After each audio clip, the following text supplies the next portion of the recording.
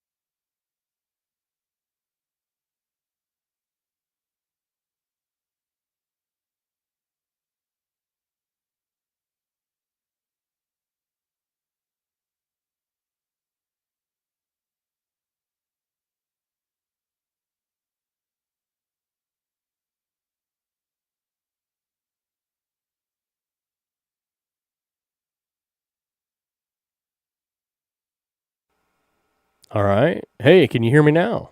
Can you hear me now? Hopefully you can hear me. Let's see here. I gotta check that.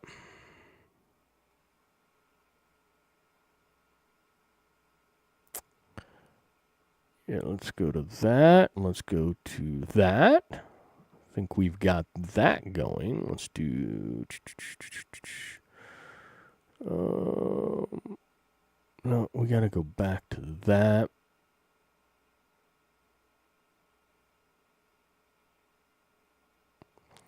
Okay, Jafontes says yes, yes. Jafontes can hear me. That's a good thing.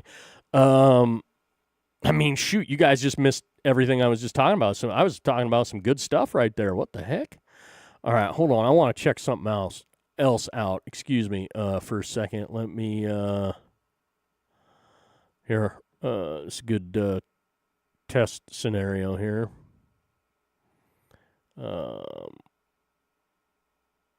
All right, good thing. I mean, shoot, you guys just missed everything I was just talking about. So I was talking about some good stuff right there. What the heck?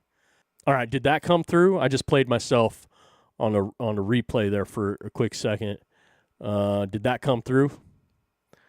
Did it sound like I was repeating myself? Hopefully that came. It should have come through. So, wow. Okay. Gamains 455. Thank you. Dempsey's.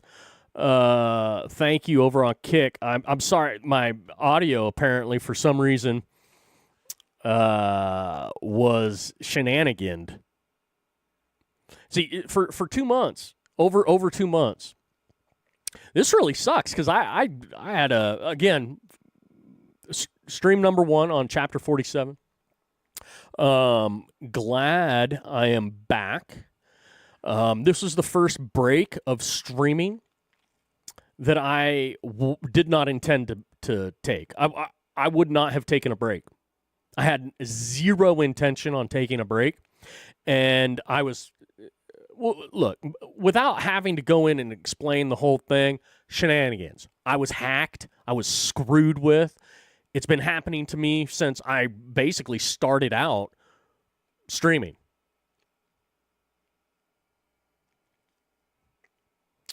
And when I started out over on TikTok, that's almost immediately, gone. Like, just people messing with me. And, it's too bad. It really is too bad. I've been doing this for quite a while now.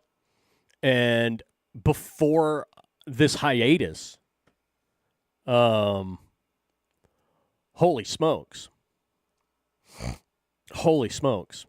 I was on a roll.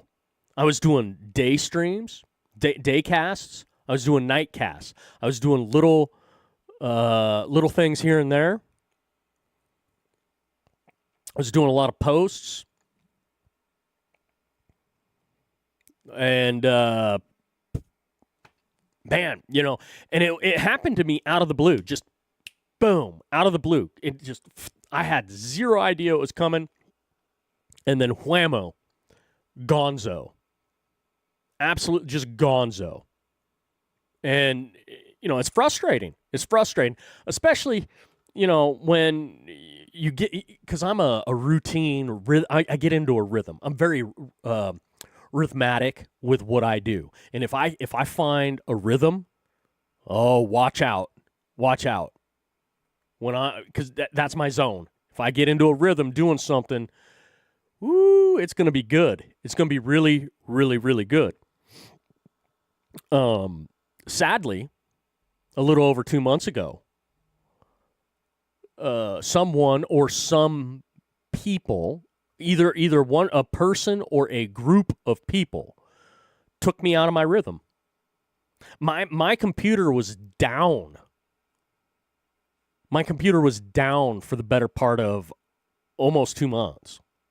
And since I got my computer back, I have had trouble after trouble, issue after issue, trying to get things back the way that I had them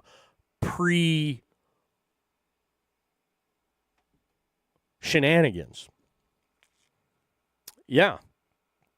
Jafonta says he can hear me. He says, yeah, you were talking away for a good 5 minutes before I could hear you. Yeah, I mean, shoot, probably even longer, right? Probably even longer. Jafontes goes on to say over here on Rumble, by the way, for anybody listening over on Kick or Twitch. I had 2 people come into the chat over at Kick and Twitch, and they couldn't hear me, obviously, and they didn't even have the sense to tell me that they couldn't hear me. What? Come on, guys. Anyways, Jafonta says, yes, I heard the recording, but it was very low. I heard that it was playing, but not what was playing. Your live is good, though. Yeah. Well, thank you. Thank you. But yeah, right now, it's been, we've moved on. We're on chapter 47, episode 1, even though I think after tonight I'm going to scrap this episode and just tomorrow maybe episode 1. Episode 1 tomorrow. This is just going to be the test stream. Am I back? I don't know. It would be really nice to have everything set up exactly how I had it. Because I would do so much like I was doing before. And the evidence is there. So if you guys are over on Rumble and that's where you're catching me, go see the evidence. I was starting to steamroll. I was starting to really So Jafonta says, happy belated birthday. Hey, thank you. My birthday is usually it's usually right around Father's Day. A lot of the time it shares Father's Day weekend. So this year it was a Father's Day weekend, so I went with the wife on a trip over to the coast, and we had a blast. But I had already been off of casting for like a week or so, where I was. It might have actually been longer than a week or so. It might have been a couple weeks. I can't remember the exact date that I got booted. But holy smokes! Anyways, thank you, Jafontes. But yeah, we're on chapter 47 now. A late start. Late start to chapter 47. Early ending to chapter 46. I would have easily had in over 200 casts for chapter 46, but no, got. And on this year, if I go back to a day cast and a night cast, I don't shorter casts than the 3-hour casts that I like to do. At some point, I want to get back to doing 3-hour casts, but I want to do 3-hour casts where I can have a good, deep conversation with somebody on a few topics of their choice or whatnot. But I'm going to try to just keep it to one topic for the most part, like I was doing before I got deleted. I should be able to put, no joke, I should be able to put in probably around 250 plus casts for chapter 47. I should be able to. Hour, 2-hour casts and maybe a 3-hour every so often, or maybe a nighttime cast is a little bit more free flowing, and just however I feel on any given night. Maybe end up with a 4 or 5 hour cast like I used to do all the time way back in the day.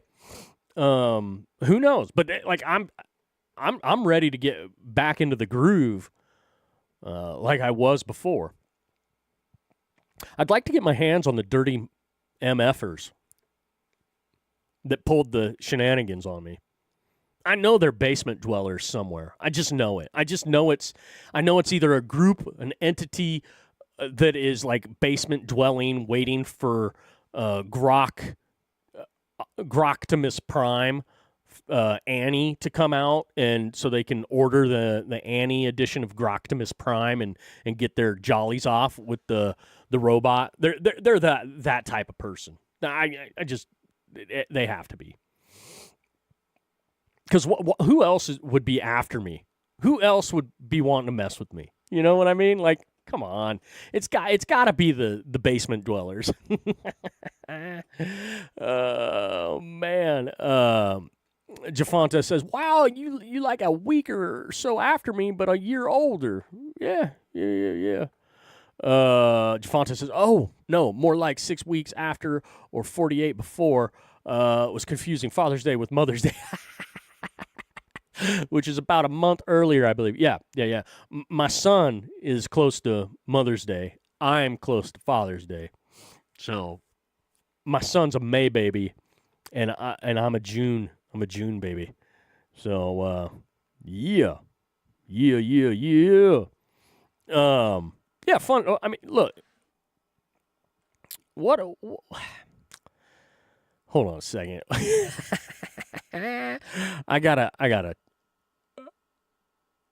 squirrel for a second. Hold on a second here. I gotta figure this out. Okay, I gotta delete that one. I gotta delete that post. Okay, so I've got to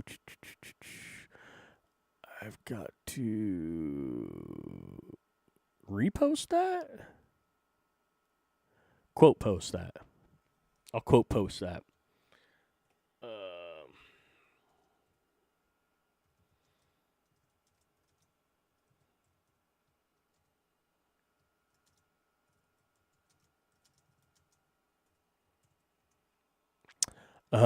There we go. So over on X, I just reposted, quote posted my stream right now. I said, "Hello, am I back? I think I am. I think I am." Jafontes, if you aren't, if you didn't know, I'm over on X, and I post like a madman over there for like the last, I don't know, I think the last month and a half. I went from 0 posting on X.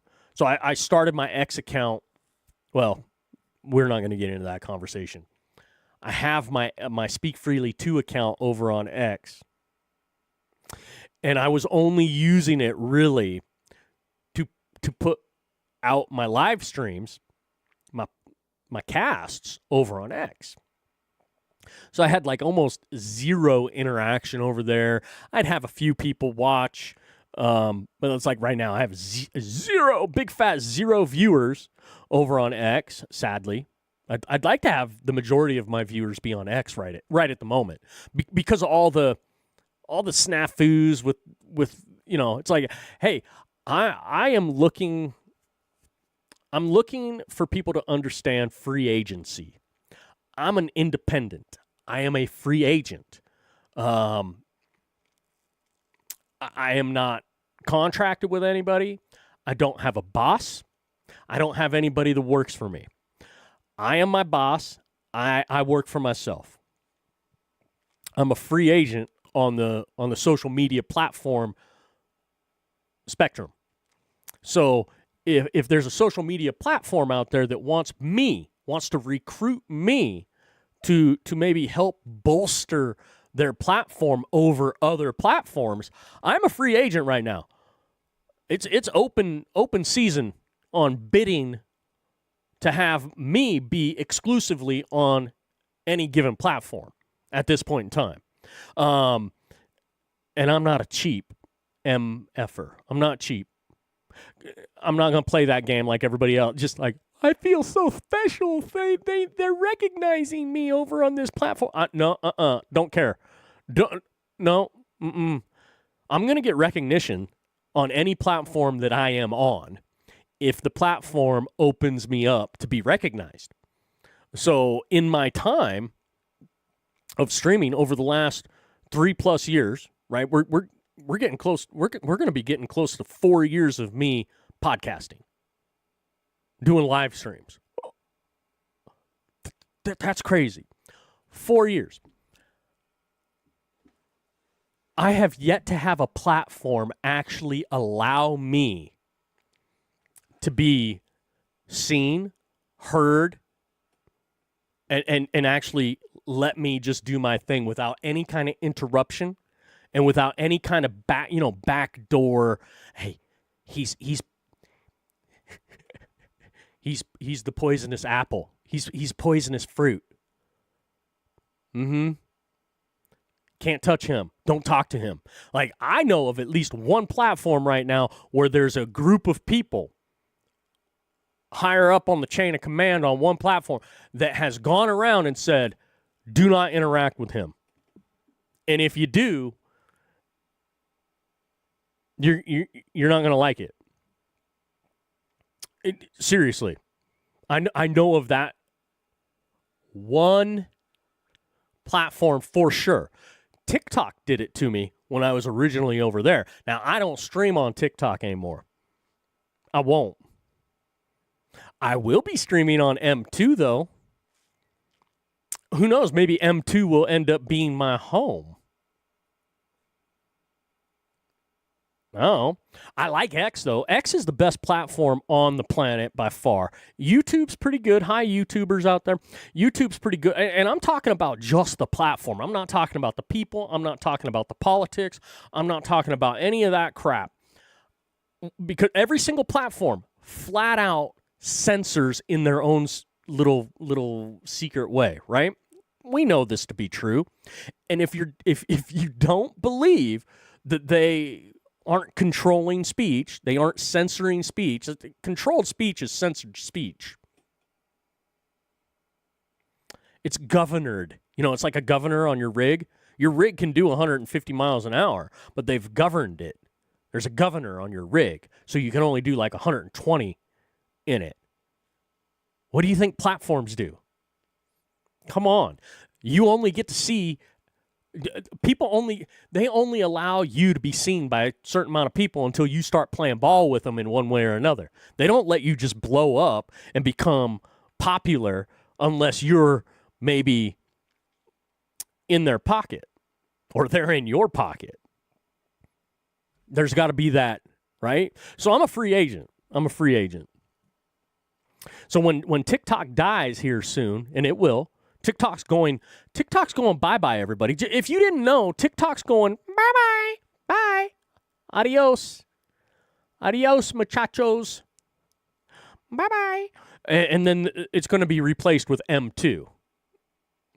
So, you know, now, look, X is the best. There's no way TikTok competes already. TikTok does not compete with X. TikTok does not compete with YouTube. It's not even close. They're on a Walmart spectrum. Like, got a lot of turnover rate and a lot of drama and a lot of, like, they don't clean their bathrooms over there. There's a lot of just Psycho Stu is probably on TikTok. So, my point is, though, M2 will probably be almost immediately better, cleaner, a little bit different vibe compared to TikTok, but it's basically going to be TikTok reincarnate. Yeah, over there. So it'll be interesting, but yeah, until I get a phone call or an email from somebody on a platform who wants me to be, you know, more pushing their you know, their platform. I'm and I'll tell you too. I'll be like, oh yeah, I've had these people approach me. You know, maybe I'm gonna start pushing their platform. Depends, and I'll be honest about it. I'm not gonna blow smoke because they want me to push their platform. Their platform better be a good platform. There better not be any snafus or shit. There better not be any shenanigans. There better not be any stupid, trashy drama either. Like, I'm just not going to put up with that crap. Jafonta says, I'm stubborn, and Elon's algorithm banned me so fast after I opened an account, I just felt it was not necessary for me to go there. I can't imagine I left some crazy comment, but someone must have. Do you really want to talk about censorship over on X? Because I got you beat probably, and management is a problem on every single platform. Every single platform has this problem. Management is a killer. So when X was Twitter, you can imagine what the management team was like over there. Elon comes in, purchases Twitter, gets rid of a lot of the people that worked there. Sadly, he didn't gut the whole thing and start over. That really chaps my rear end that he didn't just like, bye, you guys are gone. It's too bad. It really is too bad that he didn't do that. So the remnants of people that worked at Twitter that he kept on for the transformation into X has negatively impacted how you and I get to enjoy X. Yeah. So, sadly, I've been booted off of X since it's become X. I'm on X now on another account that I made at the same time of the account that was booted. I made both accounts at the exact same time. It was a Speak Freely 1 account and a Speak Freely 2 account. And for whatever reason, they booted my Speak Freely 1 account off. And I wasn't touching my Speak Freely 2 account. It was on ice from the beginning. It was on ice, and I kept it on ice after I got booted from my Speak Freely 1 account over there for a while. To just gonna keep it on ice. And then when I decided to start streaming over to X again, I said, screw it, I'm gonna try it. I'm gonna give it a shot. And I'm going to just start streaming over there. I'm not going to post. I'm just going to stream over there. Well, it's been pretty good. It hasn't been bad. It's been pretty darn good. And now I'm just taking my posting to the next level on X. And I'll tell you, man, if Elon and I can work things out, I will be pounding the drum of X. Because what's funny is the majority of people that say they primarily use this platform over that platform or whatever, they all go to X to promote themselves on X, to try to get people to come over to Kick or Twitch or Rumble or YouTube or what, but they're all on X. You have basically X is the epicenter of all social media, whether you like it or not. And it's the best platform. It's the best run, flat out. Best ownership, best management. Even if you don't like their shit politically, which I don't like some of their, but it's the best run. X has the best technology. X has the best of the best there. Flat out. That's not a lot. I am not blowing smoke right there. I'm not saying that just to say it. That's real. And if anybody out there wants to have a discussion about it and tell me that I'm wrong, let's go. Let's have a discussion. I'd love to hear how YouTube or Twitch or Kick or Rumble or Instagram or Facebook or Trovo or any of these other platforms out there that claim to be in the hunt, in the race with X. I'd love to hear how they're better. I'd love to hear how they're doing it next level. And I just would love to hear it because they're not. I'm not going to hear it. They're not doing it. They're incapable of doing it. Period. And here's the thing. X doesn't even pay as much attention to X as it should. Like they're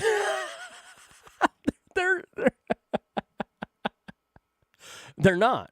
If they paid a fraction of a percentage more attention to their product overnight, it would put other platforms out of business. Plain and simple. Jafontes says, I've never directly been on TikTok, but have seen plenty of the popular videos of the day via other creators' channels. Was a good description of it. Yeah, you know, TikTok's is Walmart. TikTok is the Walmart of social media, making a shitload of money. But have you seen their employees? And have you seen their bathrooms? Have you seen the break room? I mean, that's just it's just facts. Just facts. But that's look, you're going to get that. I mean, look, some people like Target or Target. There were the Kmart people. You've got the Walmart people. You've got the Whole Foods. You've got Kroger's over here on the West Coast. Fred Meyer's, Albertsons, Safeway, Ray's. List goes on, right? I just all of these stores. That's what social media platforms are. They're just stores. They all sell the same bullshit. They all have the same crap. You just want to go shop at the one who has reasonable prices. So maybe not the bottom barrel like Walmart is. You know, Dollar General, which isn't a dollar anymore, by the way. But you've got so you've got the people that'll just shop at Walmart just because it's the cheapest, and they don't care. And you can tell by just looking at them that they don't care. And then you've got the people that will only shop at Whole Foods, which is the most expensive place you could pretty much go to. And they're like, I just want to go to Whole Foods because it's organic, it's special, it's environmentally friendly. Look, I like Whole Foods for certain finds, certain things I can get at Whole Foods I can't get anywhere else. But I don't shop there a lot. I haven't shopped there in a while, but I'm willing to go there. I will never shop at Walmart again, knock on wood. It's been about 10 years since I've stepped inside a Walmart.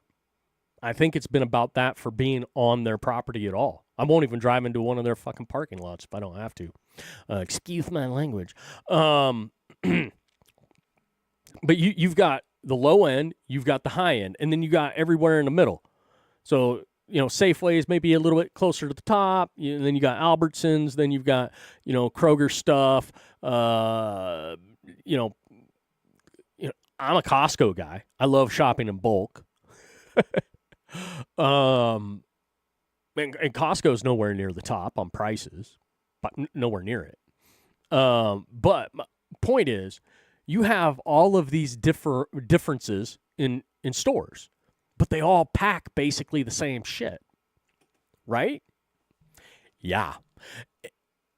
Social media is the same thing. So all a streamer wants, all a podcaster wants, which, oh, by the way, social media isn't really geared for podcasts. We know this.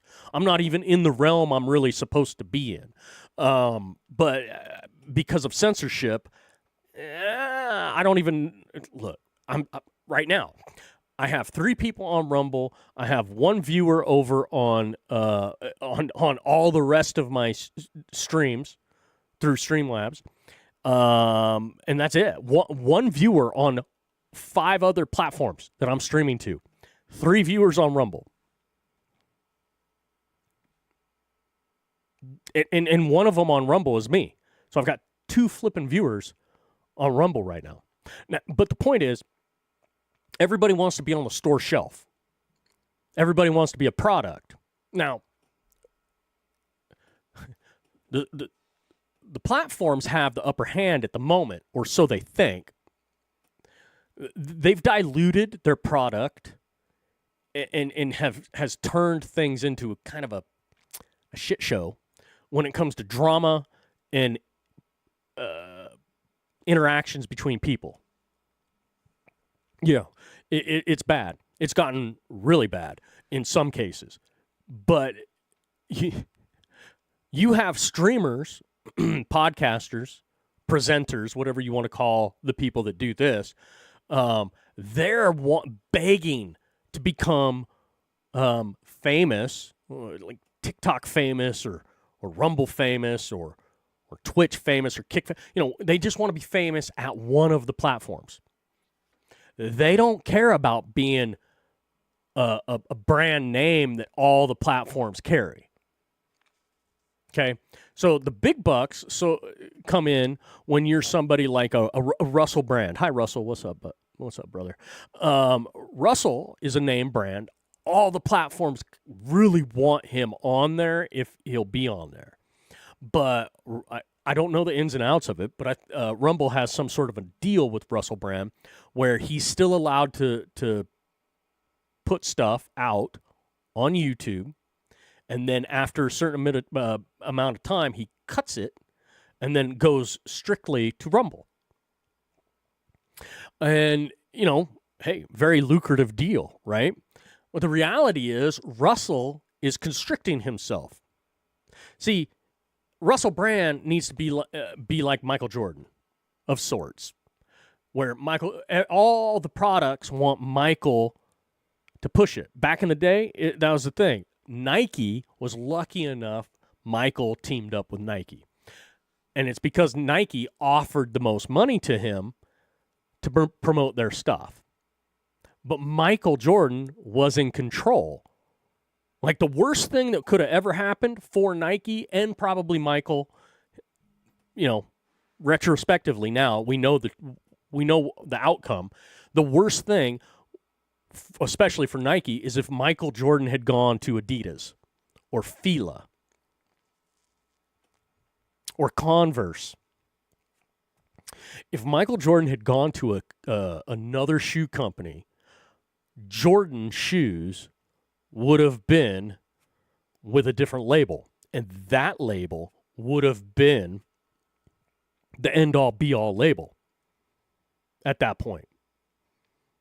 That would have been the Nike. Nike would have just been like Adidas or whatever, like still great brand where people still like it, but not that iconic brand because you got Michael Jordan wearing your shoes. Michael Jordan selling your shoes.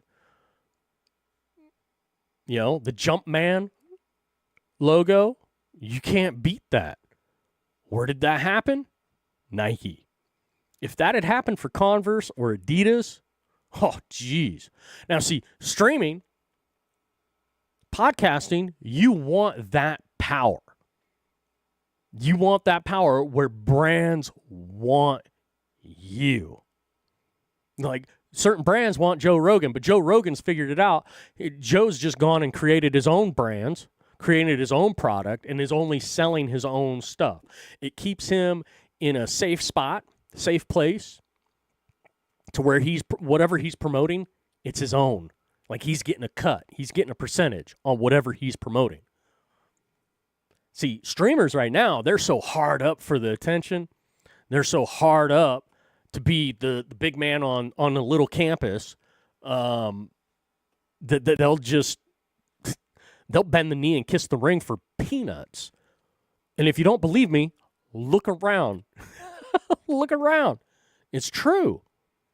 It's something I've spoken on many times. When streamers do that, they devalue themselves. And not just themselves personally, but they devalue other streamers. Because if they're willing to bend the knee and kiss the ring, I mean, look, Russell Brand probably could be making a whole heck of a lot more money. And so same with a few other big names out there. And their value could be that much more if the smaller people weren't willing to sell out so quickly, weren't willing to, put a phallus in their mouth. So, it's one of those things for sure. So, Jafontes, if you're still listening, just a heads up, man, at some point, you might not see me on Rumble. I've already during my time away, I've even contemplated not streaming to Rumble anymore. Not for any other reason than like you had mentioned earlier in the chat, all of the issues. I'm not one of the complainers. I called this stuff out a long time ago, and I didn't even complain when I called it out. I just said it as a fact, and it's played out to be true. And I'm not going to complain about their growing pains, because every platform has growing pains. It's all based on their management and what they're focused on and where they're trying to take each platform. Each platform kind of has their own little drive in a direction. But I may stop streaming to Rumble before I even as a free agent, I may stop streaming to Rumble. Mainly because I'm sick and tired of the lying. They claim that they're a freedom of speech platform. They are not. They're not. And they say the word community way too much. Community is communist in action. I've gone over this over and over and over again. If you are a platform for liberty, if you're a platform for freedom of speech, which, like I said before, there's not a single platform that's a freedom of speech platform. You have some better than others. Rumble might be a little bit better, or so they pretend to be. But that's just the facts right there. And if you're in a community, think about the origins of that word. Think about what it really means. Think about the connotations that it injects into the neighborhood. Neighborhood and community are two different things. If you're in a community, you share the same address. And if you don't follow the community guidelines, you get gone. A neighborhood, you don't have to apply for a neighborhood. And you don't have to be a member of a neighborhood. You're just a neighbor. So you can be neighborly. Neighbors can ignore neighbors and still be fine. Neighbors that have never talked to each other, never interacted, not hurting each other, not worrying about each other, but one of them has their house on fire and the other one will come down to help.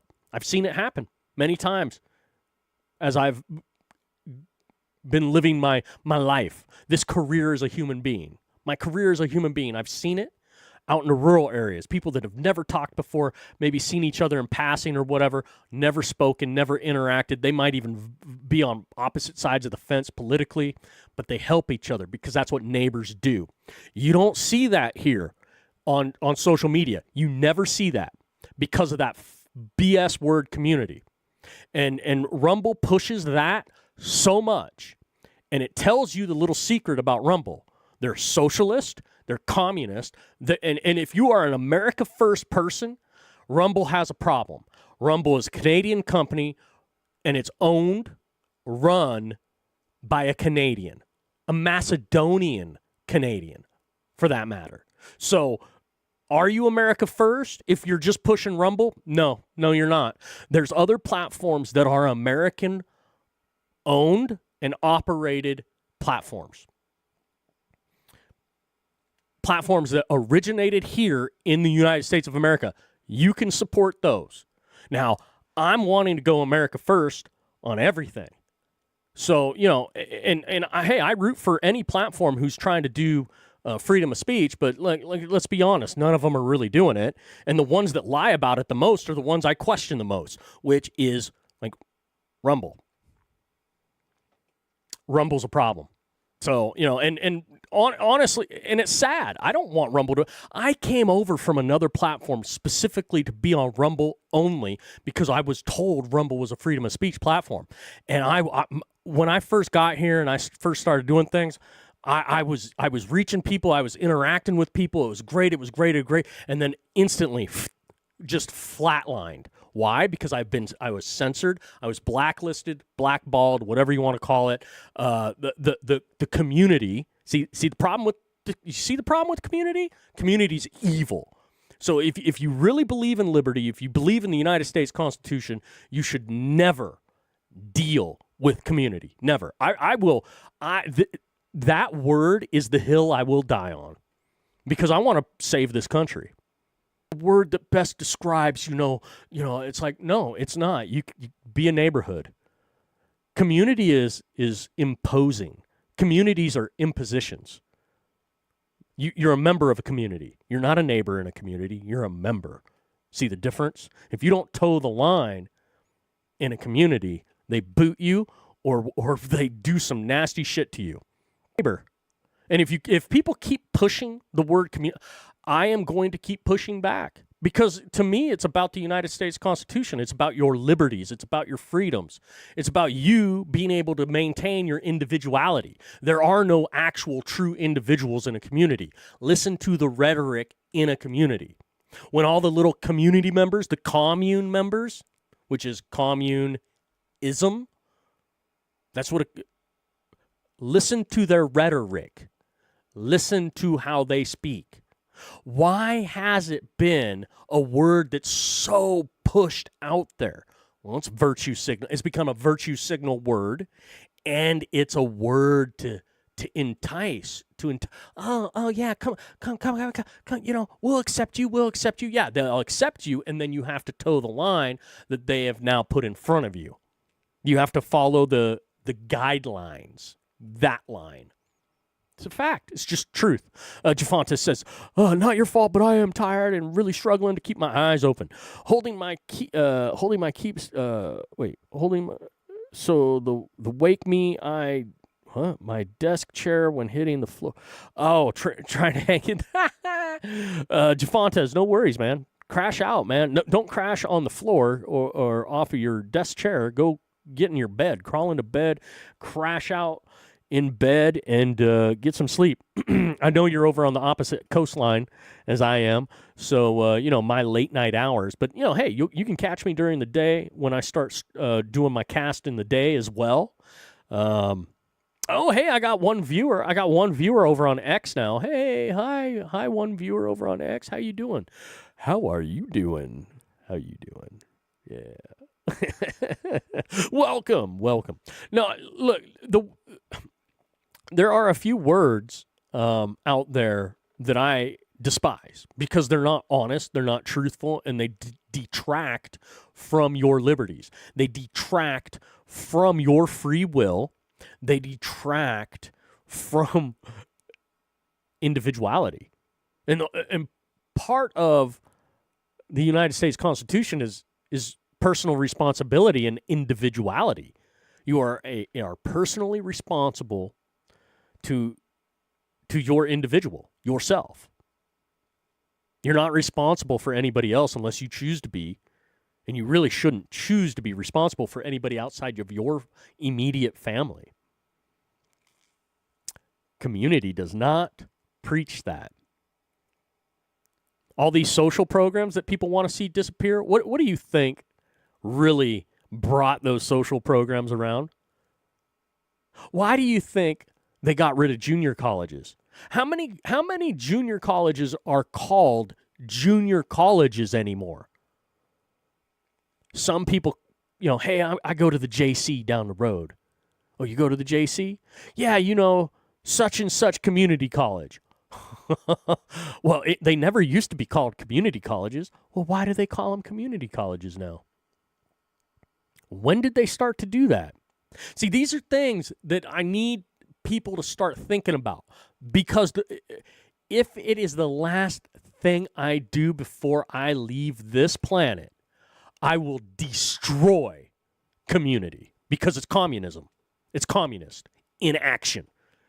You have to pay attention to what they're doing, even though they might be, well, it's just the people that I have commonality with, and common this and common. It's like, yeah, you are dividing yourselves up into little communities of people who only eat, breathe, and think the same exact bullshit. There is no true diversity inside of a community.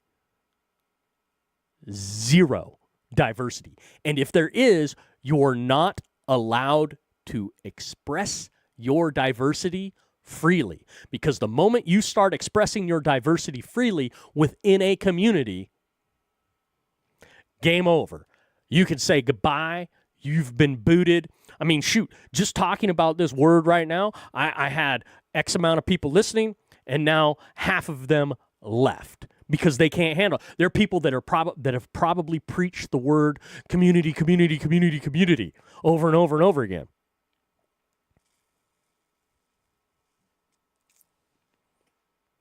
To virtue signal and, oh, yeah, we're so inclusive. We want everybody to join our community. Oh, yeah? Then why do you censor in your chat space? It's just a chat space. People can come into the chat, say whatever BS thing that they want. You can ignore it. That's called respecting other people's individuality and their liberty to just, whatever. You can ignore. You do not have to interact. Or you can interact and say, hey, that's bullshit. Can't believe you said that crap. But instead, people will say, hey, that's bullshit, and now we're banning you from the chat space. We're banning you. Kind of like what? Banning the flag from being burned? I'm anti that executive order that President Donald J. Trump signed, and I am still a supporter of Donald J. Trump. 100%. He's missing the mark here, and he's only feeding the bear that is the far right nut jobs.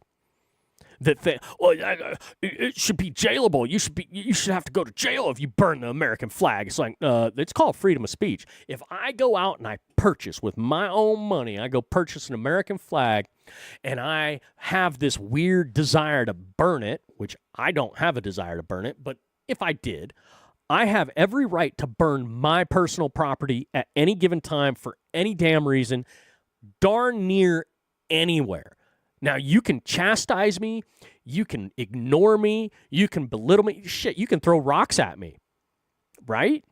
But you can't stop me from doing it, and you should not be able to jail me for doing it. Now, again, I'm not saying go out and burn a flag. I'm not saying I'm going to burn a flag, but I don't think it's no. I know that it's not constitutional. It is unconstitutional. This takes a chip away from the Constitution when you do an executive order banning the burning of personal property, no matter what the hell it is.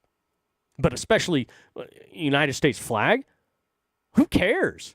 Why is everybody so adamant on having this happen? Because they're emotionally attached to it. That's why. It's scary. It's scary how people can become so emotionally attached to something. Logic goes out the window, and it doesn't matter. And it gets to be that mob-like mentality. You see it on social media all the time. You see it in the Discord groups. You see it on X. You see it on TikTok. You see it on Rumble's bad with this. Nobody will really talk about it, but it's bad. They have so much infighting in Rumble. Because, they whine and cry about it, and I won't join any kind of a group I won't join any kind of real flipping group on Rumble because of the drama that they have going on. I want to avoid the drama.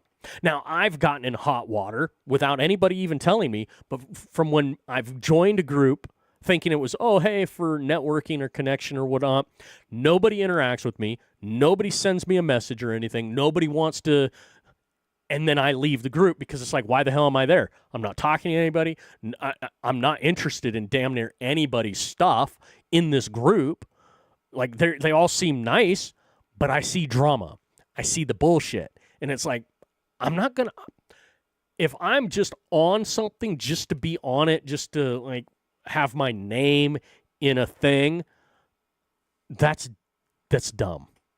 That's stupid. That's very lethargic in thought.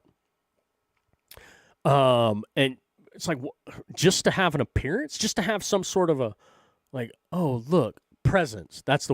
Just to have a presence, just so people, oh, look, I see it. It's like, I don't need to have a presence in somebody's group space when there's just drama there. It makes me look like I'm part of the flipping drama. No, thank you. No, thank you. I would like to call out all the drama. I'd like to just call out people for being lying sacks of poo-poo. Sacks of excrement. 100%. And we have a lot of those people on social media right now who are liars, cheaters, and thieves. We've got car salesmen everywhere. We've got people that are just like like the whole Rumble takeover thing. What a flippin' just one of the dumbest marketing moves ever. Just stupid marketing move. But the Rumble takeover thing, there have been people that have just recently come into the Rumble fray, and they are now saying that, and I know what they're saying it as. They're taking over the Rumble takeover. That's what they're doing. People don't see it coming. They have zero clue, and it's about ready to happen. The people that have been sitting there doing this stuff over and over and over, and I'll tell you why it's happened to them, because they devalued themselves from the beginning. Yeah, the little streamers out there that, no, I want to be a part of something bigger and blah, blah, blah. It's like, hey, great sentiment, but you fell for the communist ruse, and now some bigger fish, more eloquent speaking fish, more people who might have a little bit better production, people this, that, and the other, they're coming to take you out, and there ain't shit you are going to be able to do about it. Seriously. Because they will lie, cheat, and steal to your face. They will take from your pocket while they are smiling at you. They will do every nasty little shit thing that they can think of to screw you to add to their pocket. Take from you, give to themselves. They'll do it every single time. And I see them. I see them plain as day. And boy, oh boy.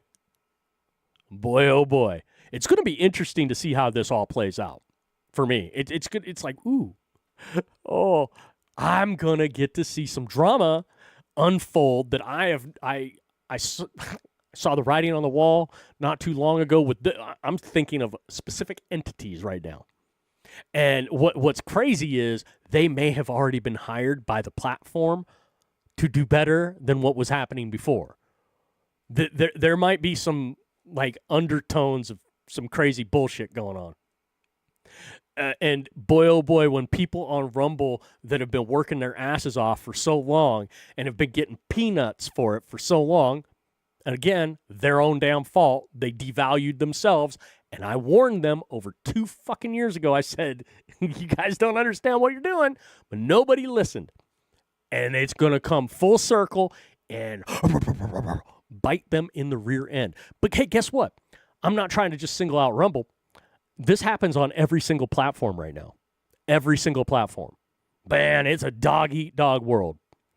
And people wonder why I get censored so much. Actually, nobody wonders. It's like, oh, fuck him. He speaks too freely. We shouldn't let him speak so freely. Fuck him. Damn you, vile woman! Oh, that's a Stewie. Damn you, vile woman. Oh, hey, hold on. How dare you? Aha. How dare you? That's how dare you? How dare you? How dare you?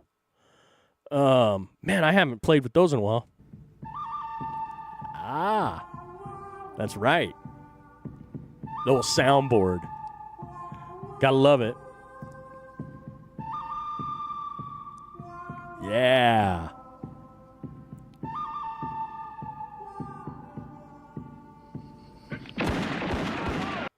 How would you like to suck my balls? I'm sorry. Actually, what I said was... Cartman. Like to suck my balls. How would you like to suck my balls? Cartman. Oh, man. So I've got my 4-button soundboard that still works, but my high-end soundboard that had like 30 flipping sounds on it, the special ones that I made myself, and I had a few other things that I had set up. They're all gone at this point in time. I cannot utilize them at this moment, thanks to the shenanigans that was pulled on me, which I have a sneaking suspicion, but, hey, whatever. Doesn't matter.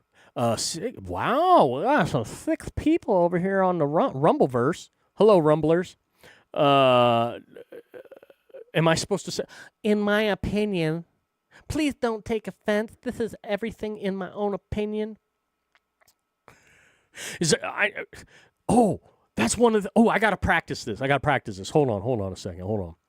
I gotta pull this up. I said I was gonna start doing ad reads. So I have chosen some ad stuff to read, some ad read stuff. And basically it's stuff that I won't see until I decide to do it. Wait, where the heck is it? Uh-oh. Wait a minute. Did I lose it? No. Oh, no, I didn't lose it. It's right there. All right. Oh, check it out. All right. I'm going to, here, let's see if I can, let's see here. Man, look at this. Can I do it?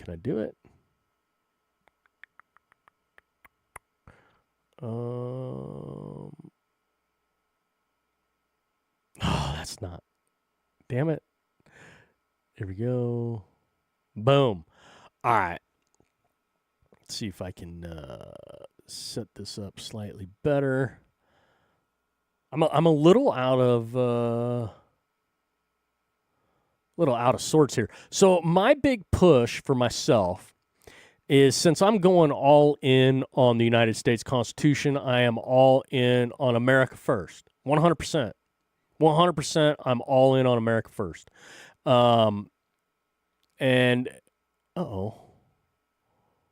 why?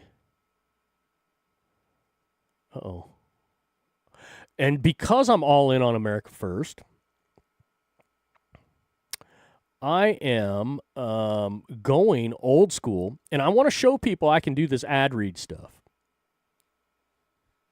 just for fun, because I'm okay promoting things that I love. I'm okay with promoting things that I like. Absolutely. Why wouldn't I want to promote things that I love and like? Especially like things that are built in America. America first, baby, right? So since I don't have anybody, I'm a free agent, right? So I get to pick and choose whatever the hell I decide to do an ad read on. So I've decided to go old school ad reads. That's right, old school ad reads.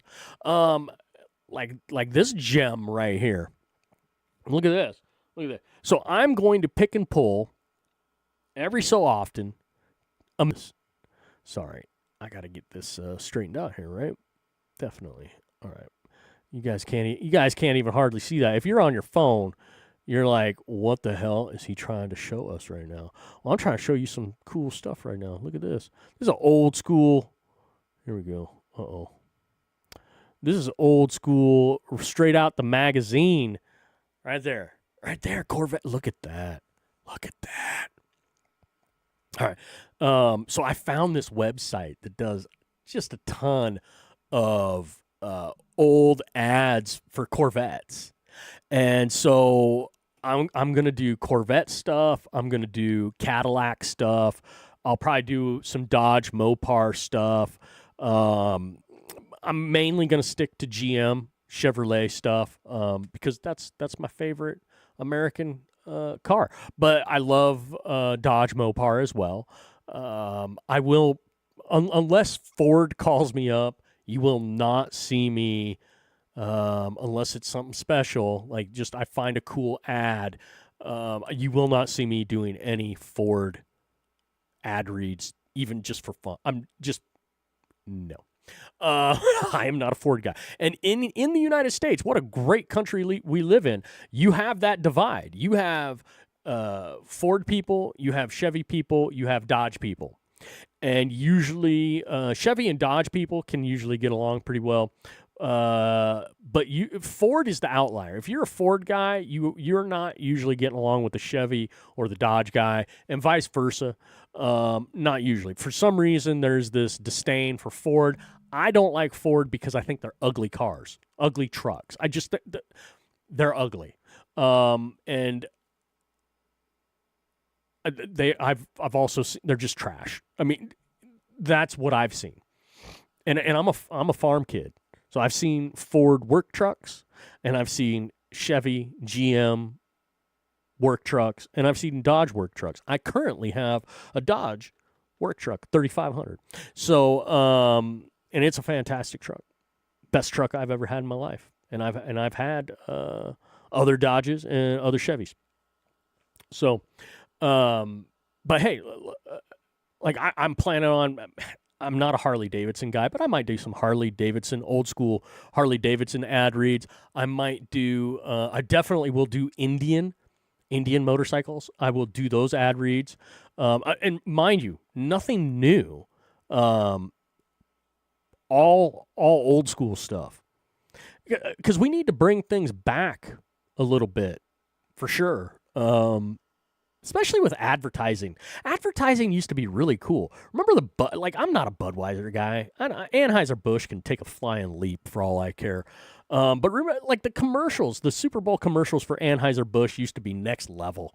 They're flipping amazing. You know, the frogs, before the PETA people. You can't use frogs. Or Spuds McKenzie. The dog. Can't use dog, can't use frog, can't use lizard. It's like, really? Bud, why? Zer. Remember that? I mean, just great. We need to bring that back. We need to have animals promoting. Cartoon animals. All right, so let's see this ad read here. I haven't read it. None of the ad reads that I do will I have ever read before. And since my eyes are going bad, I don't even know how well I'm going to be able to read some of these.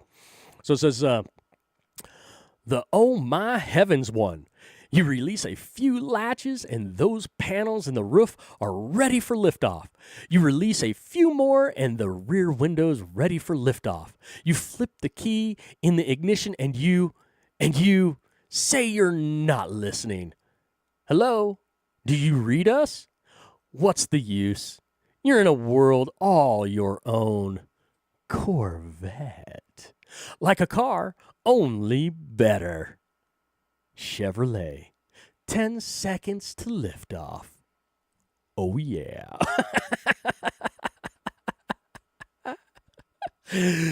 GM Company. Look at that. And here at the bottom over here, I don't know if you get there it is. I didn't know if you could see my cursor or not. Here at the bottom it says sports class winner of the Motor Trend 1968 Achievement Award, for which we thank them. Oh, Motor Trend, which by the way, Chevrolet Motor Trend's a Chevrolet. Like, whatever. They just make up their own damn awards all the time and award themselves the awards. It's like me. I am going to give myself the Speak Freely Award for speaking freely more than anybody else. I have 3 years in running, I have been the winner of the Speak Freely Award. Car companies crack me up when they hand themselves their own awards on a regular basis. But yeah, I figure I've been seeing people do ad reads on Rumble because they're like, whatever. And I'm just kind of like, this isn't America First stuff. This isn't America First at all. This is something different. And I get it for like tech stuff, and a lot of it's tech stuff, gaming stuff. Okay, fine, whatever. But it doesn't have that. It doesn't have that core America First vibe. So for me, I'm a car guy. I'm a motorcycle guy. I'm a travel guy too. So I might do some national park stuff. Yesterday I started a post thing where I'm not going to be doing ad reads or whatnot necessarily, like nothing new, nothing brand new for new models, but I am posting about brand new Corvette, brand new Cadillacs, brand new Freightliners, the Freightliner RVs. Those are great. Check them out. Freightliner, Renegade, XL. Check those out. Those are bad boy RVs. Man, oh man alive. They're fantastic. I do not have any of these vehicles. And I am not being paid by anybody to do the posts. I'm not being paid by anybody to do the ad reads. This is just my America First agenda. My agenda, America First. And why not have some fun with it? Post about some new stuff over on X. And then when I'm doing my stream, why not do the old school ads? Because they're kind of cool. Like, look at this. So this Corvette, you could take the top off, and you could take the back window off. Just with latches, pop, pop, pop, and they're off. And why are we not making rigs like this anymore? Like, I know the new Corvettes, you could still, like all the Corvettes with the T-tops and whatnot, you've been able to do this to a certain extent, depending on the model that you get. But it's just rare that you have cars that are built well. You know, the seats aren't as comfortable anymore.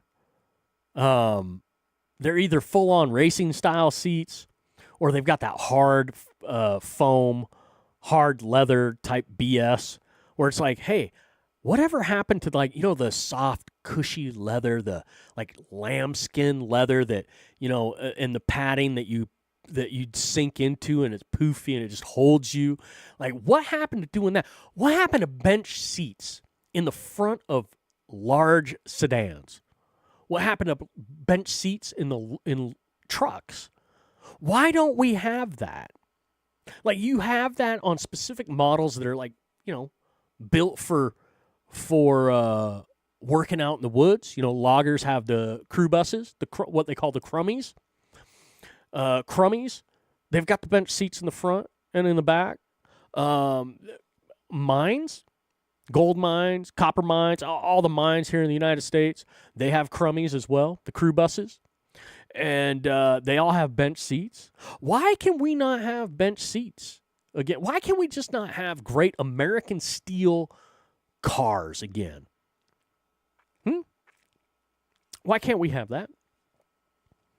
Oh, is that it's cafe standards, right? That's why we can't have that. Gosh darn it. What the hell? What the hell? Damn it. Make America great again. America first. America first. So go out, check out a Corvette. Any model from any year. Check out a Corvette. Do yourself a favor. And hey, on another note, Dodge may be releasing a new variant of the Viper, which, new Dodge Viper, and it won't be. They're changing the engine layout. It'll be a V8 this time, from what I understand. Which, you know, that was kind of the cool thing of a Viper before, is that V10 in it. But boy, oh boy, I mean, if what I've read about what potentially will be the new Dodge Viper, if it is true, well, that's going to be a fun car. Just to say that you're driving a Dodge Viper around, woo, buddy. Oh, man. You know how I was talking a little smack about Fords? There's only one. If Ford wanted me to read ads for them or do a commercial for them or promote their stuff, they would have to give me the only Ford that I would ever have in my car collection, and that would be the Ford GT. That's it. That's the only Ford I'd have in my garage. And yes, I say that knowing that after doing my promo run with it and driving around, you know, because if they were to do something like that, you'd be contracted, right? You'd have to be you'd be contractually obligated to drive the rig around and promote Ford stuff. The only way they could get me to do it is give me, as part of the contract, give me a Ford GT. They'd have to give me a Ford GT. And that's what I would drive around, and that's the only way I would promote Ford. The only way. And when it was done, it would go to the very back of my garage. It was under a sheet. I wouldn't want anybody to see it. In fact, I might store it somewhere separately away from all of the other stuff. I wouldn't want anything to do with it except for on rare occasion. Like, oh, I'll pull it out. You know. Oh yeah, we'll go. Yeah, I got a Ford GT. Yeah, let's go for a ride in it. You want to see what it is? Yeah, it's pretty nice. Whatever. It's okay. That would be me. That would be me. That's how much I despise Fords. So go out, buy yourself a GM, GMC, and Chevrolet, General Motors stuff. Get yourself a Corvette, Dodge Mopar. Stay away from the Fords, though. Stay away from the Fords. And don't come at me with them. But Mustangs are great. Oh yeah. Have you seen what they've done to the Mustang recently? They've electrified it, and it doesn't even look like a Mustang anymore. Oh, what a way to Ford has definitely ruined the Mustang brand on so many different levels. Ford has just ruined their brand. Ford sedans, Ford cars. Talk about Ford. Hey, America first, right? So if I'm going to talk shit about something, might as well put America first products talking shit first too. This is how pathetic the Ford company is. I'm going to give them props for being able to think outside of the box to help them where they were lacking. But both front ends of a car is the Aston Martin nose. That front end of an Aston Martin, it's an Aston Martin specifically from seeing that front end coming at you. Immediately that's an Aston Martin. So a few years back, quite a while ago, I guess now, more than a few years back, pre-2020, Ford bought Aston Martin. Motherfucking assholes. Anyways, Ford, it was a brilliant move on their part. Ford had a problem. Their design team sucked. Badly. Really bad. So the front end of Ford cars just were ugly. Still, and they needed help. So what they did was they bought Aston Martin, waited until they could actually use the front end design on Ford cars. Go look at the front end of Ford sedans. Look a lot like an Aston Martin front end, that grill. Oh, yeah. Oh, yeah. It's because that's what they did. And as soon as they got the rights to be able to use that front end on their own cars, they sold Aston Martin. They scavenged Aston Martin. Now, Aston Martin will always be able to have that front end. But Ford, those dirty, rotten bastards. The first model of a Ford car that came out with that Aston Martin front end, I was just like, oh, man, one of my most favorite front ends, one of my most favorite cars, an Aston Martin, has now been ruined by the Ford company. Not really. I still really like Aston Martins, and I really love that iconic front end. But damn you, Ford. But it was brilliant. It was brilliant marketing. It was a brilliant way to bridge the gap on a lack of design team. The design team just being shit. They definitely bridged that gap. It was a brilliant move on their part. So hats off to Ford for that. American ingenuity. If you can't make it yourself, you buy it from somebody else and steal it. But it's like, what the hell?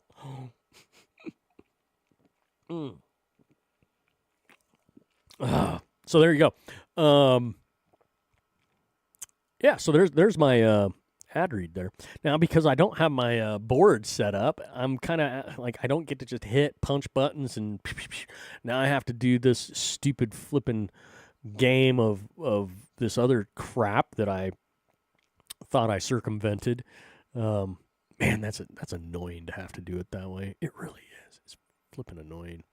But anyways, hey man, it is good to be back doing a podcast. It's nice to have the likes of Giafontes, Mr. Jorge Fontes. I think anyways, whatever. And then a couple of the people that came over, had one person over in Kick come over, Dempsey's, and then on Twitch I had Gamane came over. They're just doing promotional stuff though, so it's like, trying to get me to get into their community. Fuck you and your community. It's communist. Community is communism. It facts. I will break it down over and over and over again because that's what it is. And there's a reason why they keep saying that stuff over and over again, because it's like trying to entice you. Oh, I have now. Oh. It's like, come on, just be a neighborhood. Be neighborly. Be in a neighborhood. Don't share the same address. You don't have to think like everybody else. We can have conversations. We don't have to agree on everything. Community, you do though. Oh, ain't that that's such a. I am so anti-communism. I am so where I'm like, whoa, red flags everywhere. Now I understand that I have to be a little forgiving because a lot of people don't think of it that way. They don't understand it. They don't understand what it's doing to their mind. They don't understand the actions that they are doing is communist actions when they're participating in said community every time, and they don't get it. And it's almost like a whack over the side of the head with a baseball bat when you try to explain to somebody, hey, for the however many years you've been doing the social media stuff and you've been saying community, yeah, you've been a complete dipshit. That's not easy. It's not easy for people to hear. They don't like that. They don't like that. But tough. Somebody's got to tell them. Somebody has to enlighten the people about how evil that word is and what it's negatively done to our society. It's like, be a neighbor. Be in a neighborhood. Be an individual. Be an individual that can come together with other individuals and talk things through, share information, share thoughts and ideas, express your thoughts and ideas freely with other people without any kind of backlash necessarily. There's always backlash in a community, almost never in a neighborhood. Interesting. So what's the more independent?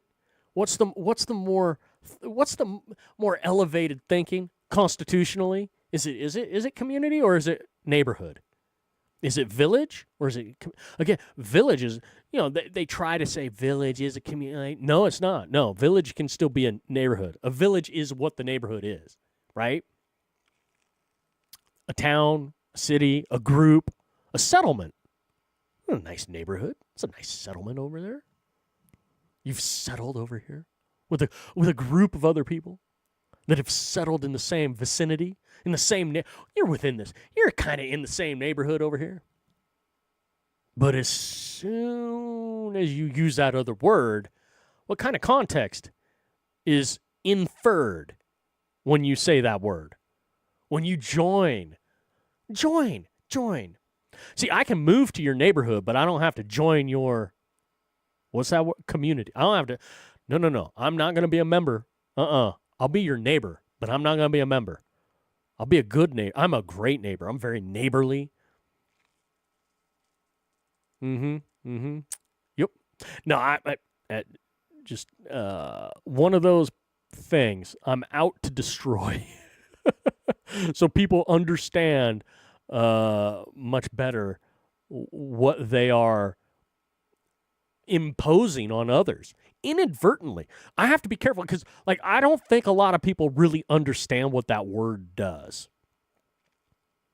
It's inferred. It is really underneath the layers, and you might not realize it. You might not understand the negativity that is brought about from that word community. It's bad. It is not good. Look at the control that is wielded with that word.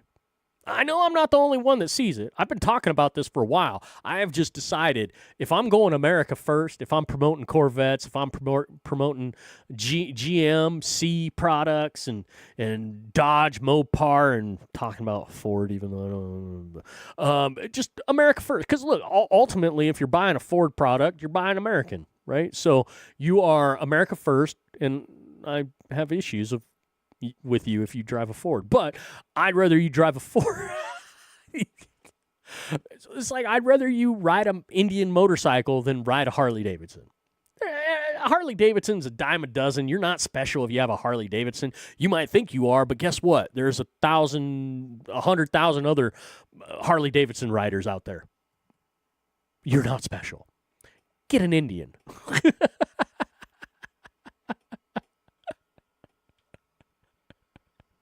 Like I have a Triumph.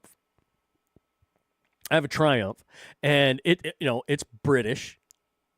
I'm not going to get rid of my Triumph because I've had it since 2009. Hello, Kimmy Cakes. Kimmy Cakes in the house. What's up, Kimmy? How are you doing? Good morning. It's 1 o'clock in the morning, I guess. You're up early. But I'm going to keep my Triumph. It's a fun bike. It's a nice little Street Triple R. 2009 Street Triple R. Great bike. I've had so much fun on that bike, but I have to get an Indian or I don't want a Harley. I don't, because it's like everybody's got one. I want to be a little bit different, so I'm going to get an Indian. For sure. Yeah. Yeah, and if I can find, I don't know of any how many other bike makers are out there here in the United States. If I can find other bike manufacturers here in the United States that are United States born and bred, then I might have to get a motorcycle from them too. I don't know. But it's all about America first for me at this point. So anything communist, like this is about America. Right here. This one. Right here. It's about being an independent individual that's personally responsible, and we got to just bring America back, 100%. So you're gonna now that I'm back doing this, you're gonna have to put up with me pushing American products, all of them, even the ones I don't like. I'll talk shit about the ones I don't like, but I'm still gonna say like I'd rather you get the American product I don't like than get a product that I do like that's not American. Because I could list off a lot of products that are not American products that I love. But right now, it has to be right here. First and foremost. Kimmy Cakes in the house over on Rumble. What you up so early for? I was thinking about actually shutting this thing down after my little rant about the evil word community. It's such an evil word. I was thinking about shutting this down after that, and after ranting about America first, and earlier I was talking about the drama that has unfolded recently. That I haven't done a cast in over 2 months now because of some shenanigans that was played on me, hacking for just I was hacked. I was screwed with. I'm still being screwed with, but that's okay. I learned today from some guru mastermind. If you're hated, you're succeeding. You're being successful. I'm like, wow. I'm probably the most hated person on the planet. I'm definitely the most censored person on the planet. I'm not seeing where the success is coming through yet. I heard that. I'm like, by that definition, I should be the most successful person on the planet at this point, right? If you're the most hated person, you're doing something. You're successful. You're doing something right. You're killing it. I'm killing something, all right.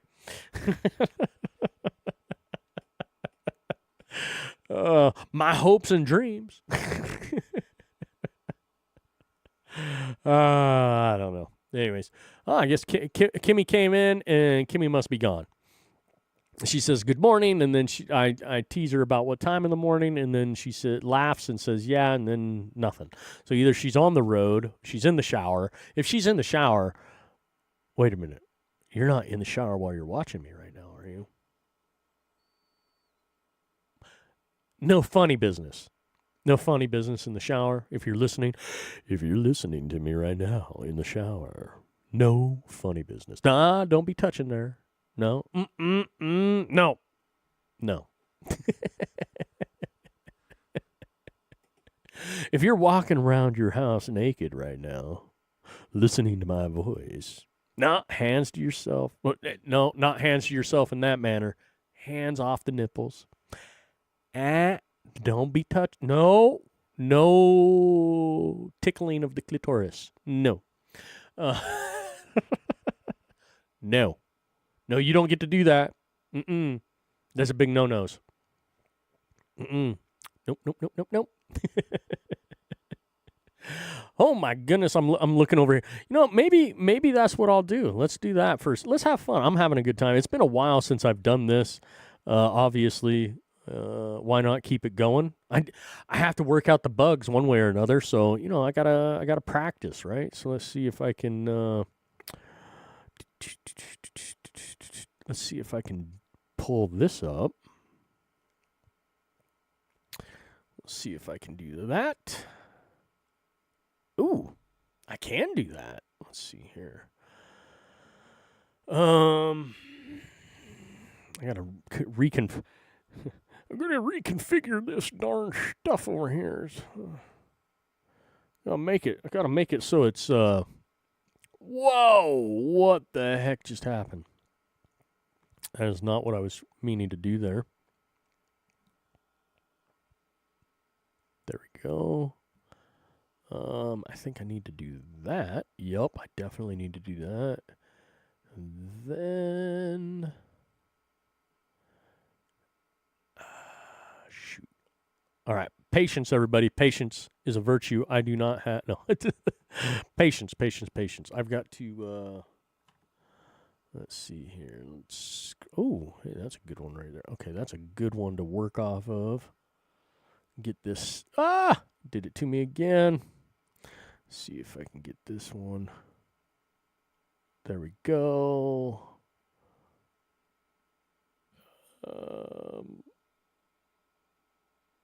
Yeah, we can do it like that.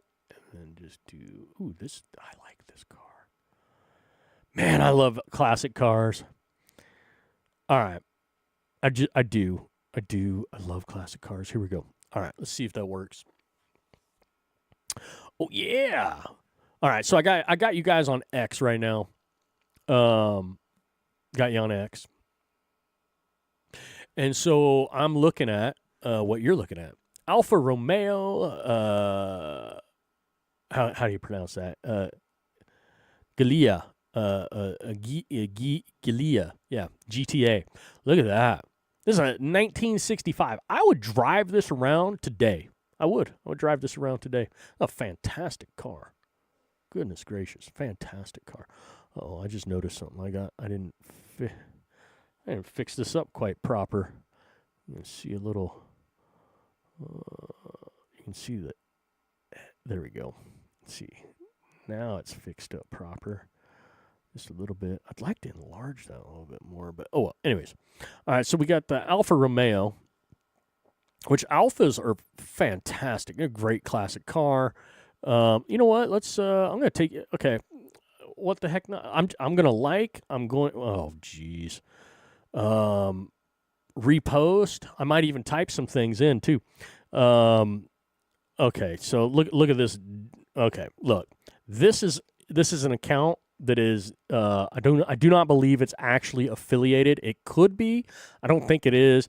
I kind of figured out who's running this, and yeah, they think they're jokers. They think they're a joker, but you know, whatever. Losers. Just saying. they're not freedom of speech advocates. We'll just say that. They'll say they are, but they aren't. Look at this. This is cool. Weapons Daily. Imagine having a TTI full auto shotgun for home defense. That's what? Hold on a second. Should I click on this thing? I should click on it. Let's see here.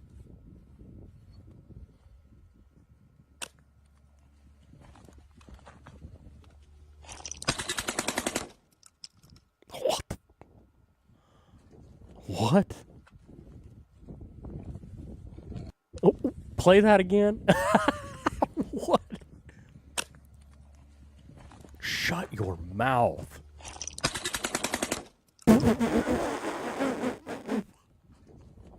I want one.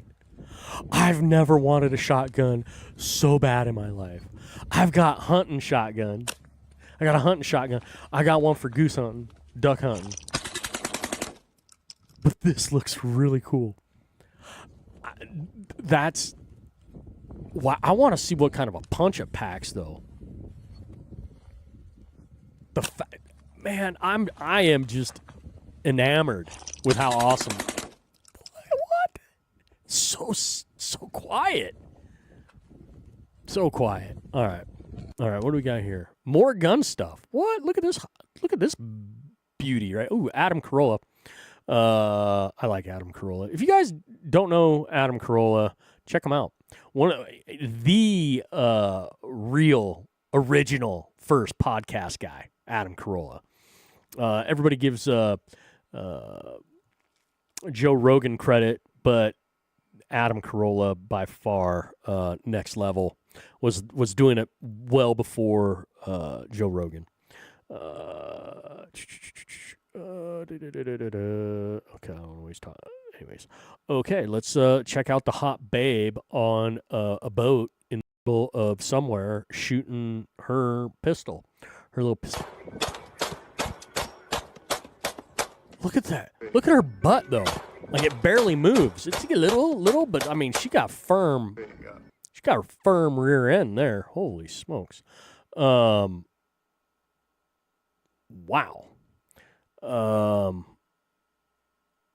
Wait, hold on a second. I didn't. Here, I gotta do that.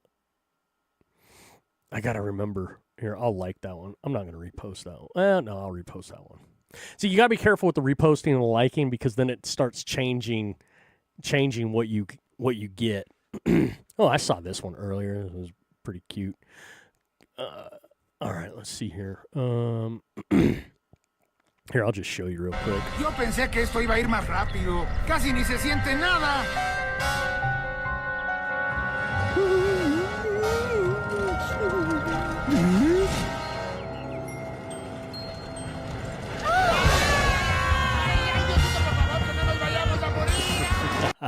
Yo pensé que Oh, that's great. Ooh. Well, hello. Look at this Mercedes. A fantastic looking Mercedes right here. Wow. I like that. That's a good looking car. I'm not going to like it though. Not that one. Now, I like this though. I got the Volkswagen. Look at all the Beetles. Ugh. Look at that. Look at that. I'll repost that. That's cool. Oh, man. Okay, so I love S2000s and Mazdas, the MX-5s. They're great. Excuse me. Oh, my goodness.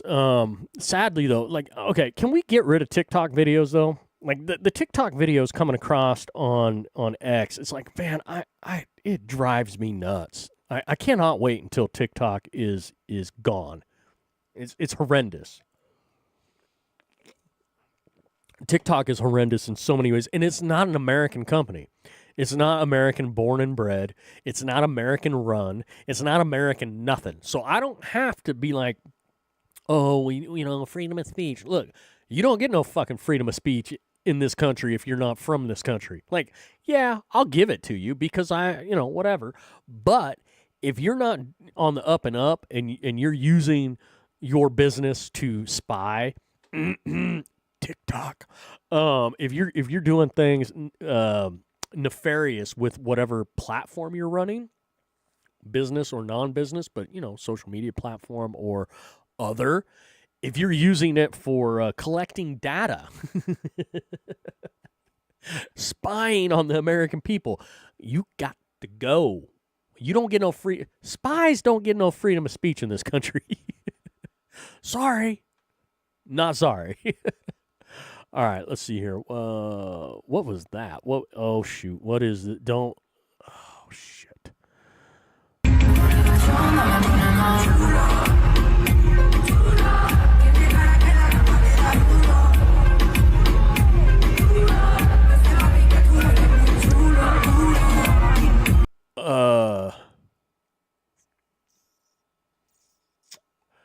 Okay. She don't want her skirt to fly up with the wind, huh? So, like, I'm sure there's a lot of people like, oh, that's a dude trying to act like a chick. I don't know. Couldn't tell. She or he didn't let it be seen. Which, okay, whatever. Oh shit! I mentioned Ford GT earlier, and look at what we get right here. Look at that. You see that? The old Ford GT.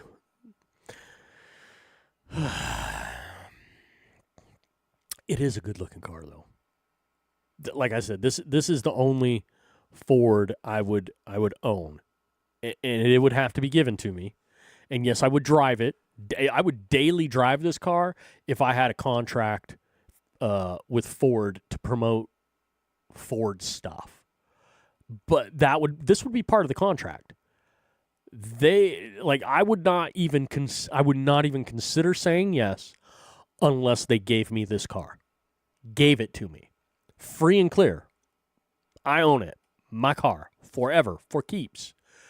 And then a nice fatty check right along with it. Seriously. That's just how much I dislike Ford. And look, it's just personal. I don't like. It's the only Ford I think is decent looking, and it's definitely a great sports car. It's a fantastic sports car. Yeah, I might be able to find some other Fords that I like throughout, but rare. It'd be rare, and it's definitely not anything I'm willing to like sign on with. Unless you want, like, seriously, it would have to be a substantial monetary bribe to get me to sell Fords, which I'm fine with and maybe I'll learn something about Fords. Maybe I'll be like, oh yeah, they're not that bad. Which, hey, guess what? What did I say earlier? I don't like Fords because I think they're ugly. So. Hey, if you like Fords, then that tells me something about you on multiple different levels, and that's fine. You do you. I'm just not a Ford fan, based on the looks alone. And I'm not afraid to admit that. Just think they're ugly. Anyways. Wow. Wait. This is a Ferrari? Ferrari... Purosangue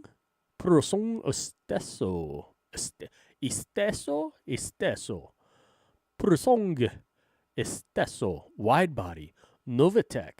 All right, let's hear it. Ready?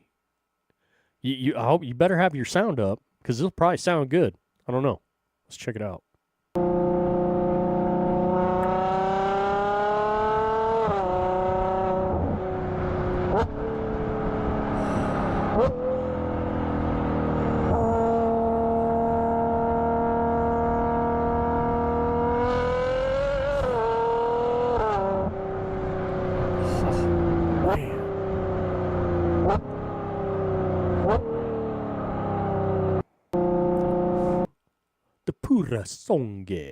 Purosangue Esteso. Oh, Man, that was a purr. Man, that just sounds so good. Like, I got to do it. I'm sorry. I got to do it.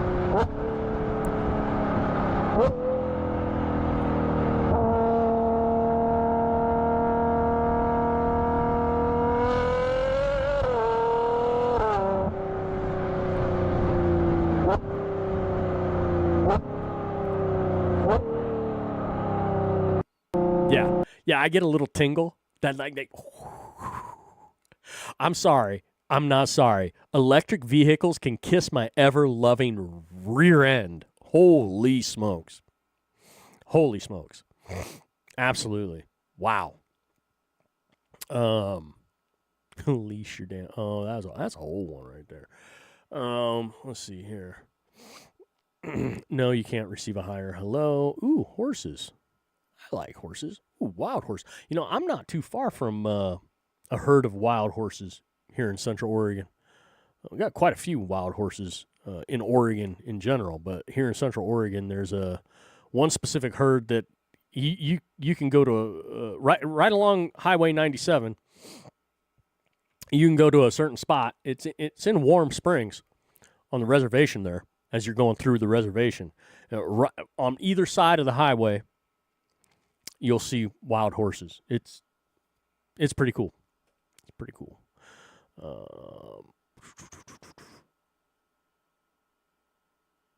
Kent Murphy says, legitimately. I gotta like the horses. You gotta share horse stuff like that. Kent Murphy says, this legitimately might be the best throw in baseball history. I'll decide. I will decide. 2-2. Into right. And playable for Acuna to make the catch.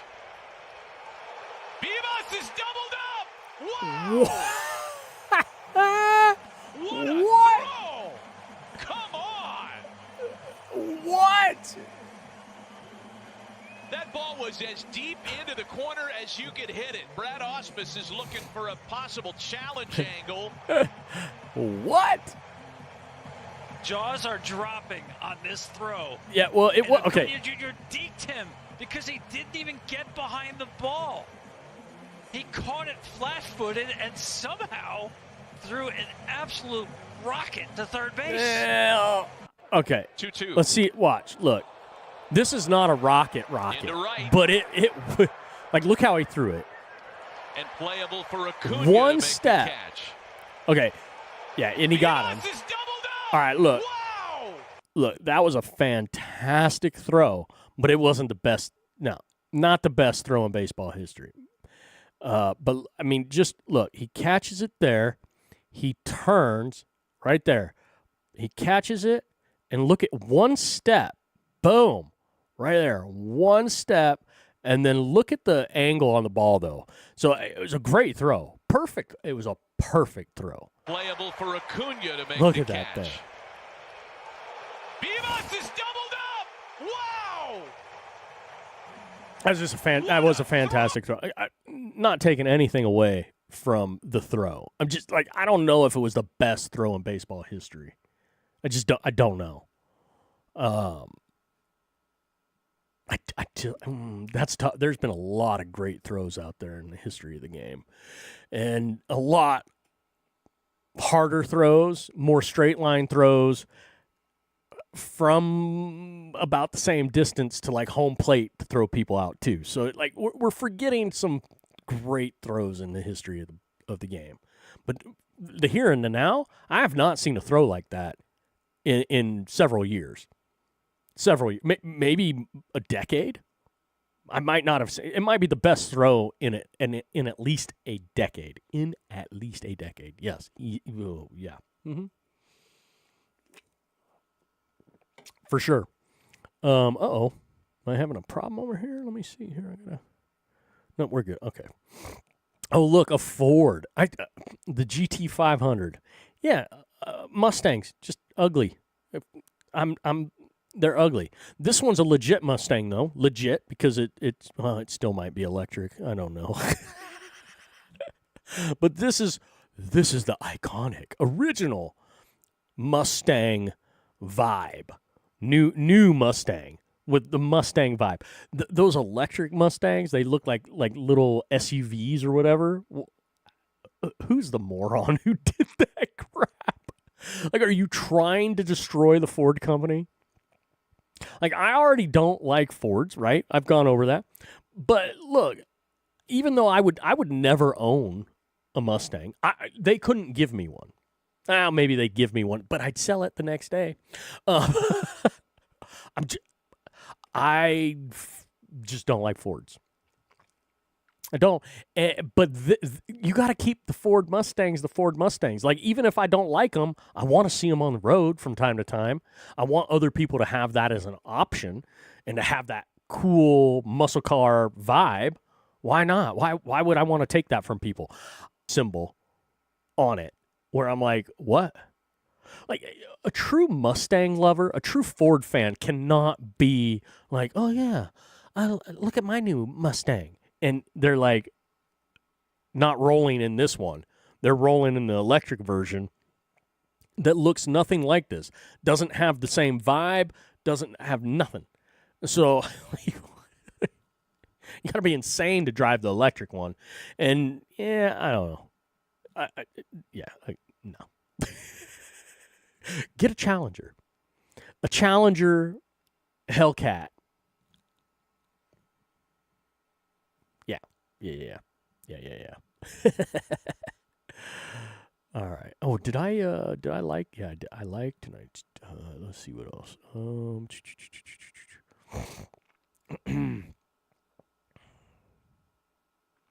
Let's see here. Oh, let's Matthew 11:28 through 30. Verses 28 through 30. Come to me, all you who are weary and burdened, and I will give you rest. Take my yoke upon you and learn from me, for I am gentle and humble in heart, and you will find rest for your souls. I like that. Okay. That's Matthew chapter 11, verses 28 through 30. Yeah, there you go. 28, 29, and 30. Cool. That's a good one. Yeah, that's a good one. That's good enough. That's a good one to boom. There we go. Vintage, and that one's from LVP Films. Vintage car collection. Dope or nope? What do you guys think? Is there anybody paying attention? Anybody participating? Look. This is SS Camaro, or is it? I think that's Camaro. Yeah, it's got to be the Camaro because I don't think that's the Malibu. The SS though, this is dope. Look, I'm not a huge muscle car guy. I'm not like really into muscle cars. Never really have been either. I'm a sports car guy. Sports car, yeah. The best muscle car is a Corvette, old school Corvette. Engine in the front Corvette. That's as muscle car as I go, right? Like I said, Dodge Challenger, Camaros are okay. Chargers are okay. I prefer the Challenger over the Charger. Camaro, yeah. Look, the new Camaros. No, I'll take an old Camaro first. But I just again, yeah, I'll take the Corvette or a Viper. For sure. There's a whole bunch of other cars that I would take, but they're not American, so I can't really, while you'll see me like them, share them, repost or whatever. I do a ton of that. Whatever. Like this right here. Look, Daily Lamborghini. Need longer roads. Let's listen.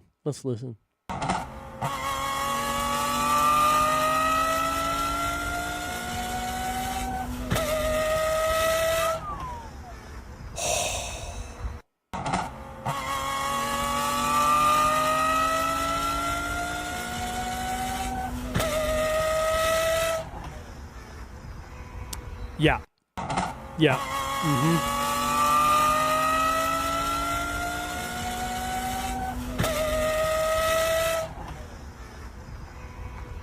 All day, every day. I love that. I love that sound. That Formula One sound. I can't get enough of that.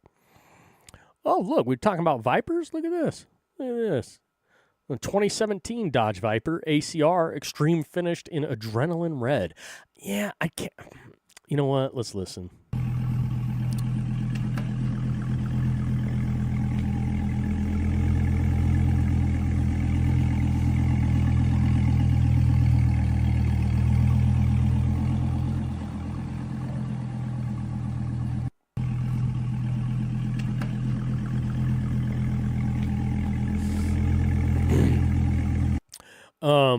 I'm not I like how they refabbed it. Different body style. This is an older body style, older than even 2017, but they redone it up and whatnot. But I mean, that sounds great. That's the V10 sound right there. I don't like the red though. I'm not a big fan of the red. It's like white, black, gunmetal gray, charcoal. Orange, maybe? Depends on, see, it's car type. Only certain cars can do orange and yellow. Certain body styles, too. Like, only certain body styles, can do the orange or the yellow. Outside of that, it's got to be white or black or some gray, maybe silver. I do like greens, forest greens, deep, dark forest greens. I do like that, but and purple. I really like a purple. Midnight blue's okay. Blue. I don't know a sports car baby blue. Yeah, you could do that. Oh, I like all sorts of colors on my cars, but like for me personally, I'm a Batman guy. Like I got Batman vibes in my car where I just want it all blacked out. Blacked out headlights, blacked out taillights, I want the blackest of black window tint that you can get. I want my car to be black. I'm what do they call that? Murder it out. That's what just black on black on black on black. Black interior. I gotta at least have one car like that. I'm just into black and being, because driving at night in a fully blacked out car like that, even with the city street lamps, looks it's next level awesome. All right. Ooh, look at this. Did I hit? I did. I gotta hit that. Ooh, look at this though. Ooh, I like that picture. It's a good picture. Ooh, I call this car a mini Viper. So this is the Mazda RX-7. This is a dream car of mine. Absolute dream car of mine right here. This is a mini Viper. It has a mini. It's a kind of got a Viper vibe with the longer front hood, and the back end is semi. Man, the Mazda RX-7 might be one of the best cars of all time in history, with the styling, and man, it's a badass car. Badass car. This the red again, but this car can get away with the red a little bit better than the Viper. But I don't like how they did the wheels on this. The camber on the wheels, tailing in. No, not a fan. Not a fan of that. The car though. Love the car. Great car. Wait, did I? I'm forgetting to do my posts and reposts. I haven't seen anything that I can comment on yet. Oh, buddy. Oh, wait, what? Oh, Nissan officially ends the production of the R35 GTR after 18 years, with the last one rolling out of the production line in a premium edition T-Spec in midnight purple. What? 組み立てを終えた最後の GTR、 今生産ラインから出てきました。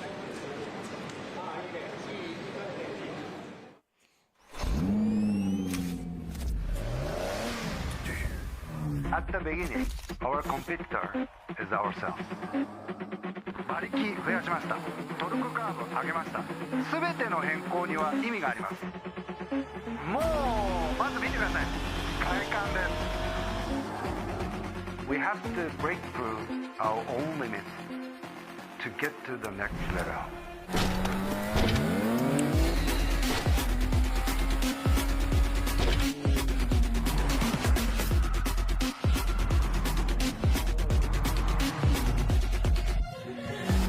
$18 years. 18 years of this body style. It's time for a new body style. My first memory of GTR, racing car, and hit me. I was shocked by I never thought it was a good-looking car. The sound was pure racing sound. But it's a pretty badass car. And I like Nissans. I've had a couple Nissans in my life.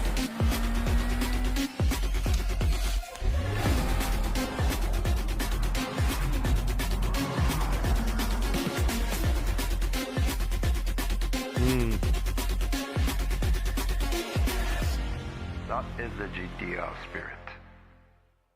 Hopefully they can bring back a better GTR spirit.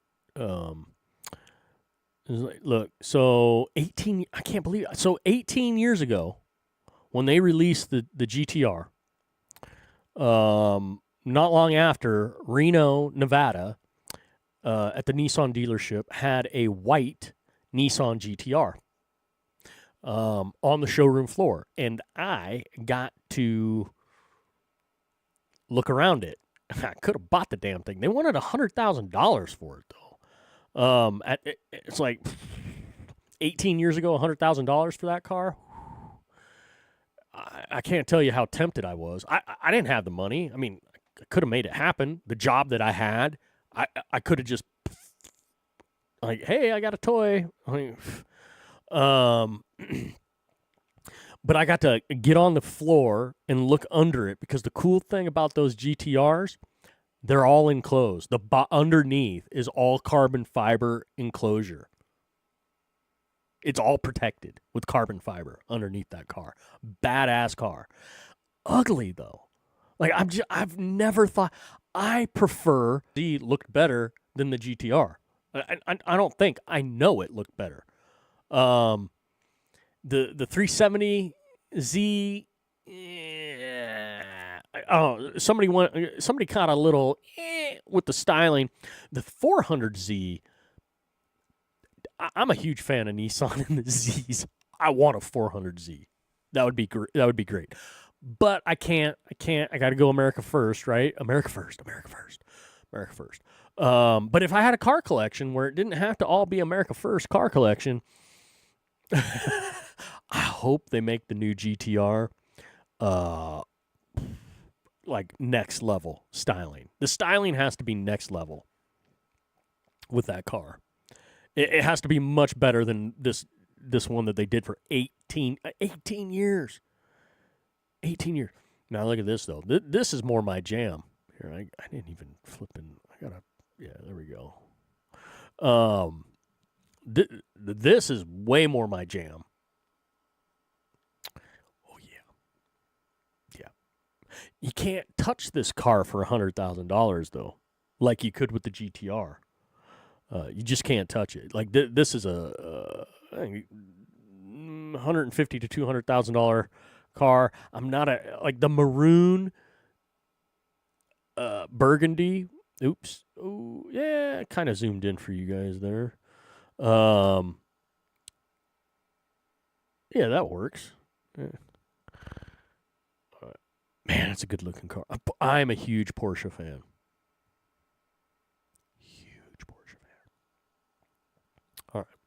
Oops, I better do a little of that too. There we go. Can you solve this? No, I can't. I don't want to. I don't want to do math right now. I had a few cervezas with my tacos for Taco Tuesday. Did you guys have tacos for Taco Tuesday? Did you? I don't know. Maybe you did. Maybe you didn't. I don't know. Oh, I got a notification that just popped up. I'm curious what we got here. Let's see. Hellcat powered Nissan 350Z? What? I don't know if I like that idea, but let's check it out. Oh, look, that's the car I used to have, except mine was silver.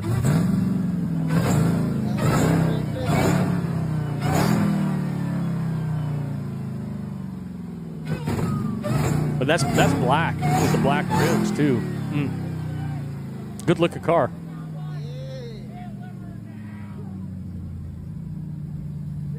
Man, that sounds good, but I prefer a different sound with my sports cars though. That like a Hellcat, like that's a muscle car engine in a car that's more supposed to be like kart like, Formula One like. Yeah, I don't know. Whatever. I'm not liking or reposting that one. I'm not a big fan of the Hellcat in the Nissan 350. It bothers me a little bit, but whatever. It's cool. I mean, great project. Car looked cool. What the heck is this? Uh-oh. Hey, guys. All right, so this is cool. So if you get this wagon, then you can pack your new friend around. Oh, look, it's officially Wednesday now. Wagon Wednesday. Toyota Corolla wagon from I remember seeing these damn things around. These are badass little rigs. That's a fun car. All right, basement dwellers. I don't know when the last time you had a date, but Elon's about ready to have your date ready. Groctimus Prime Annie is I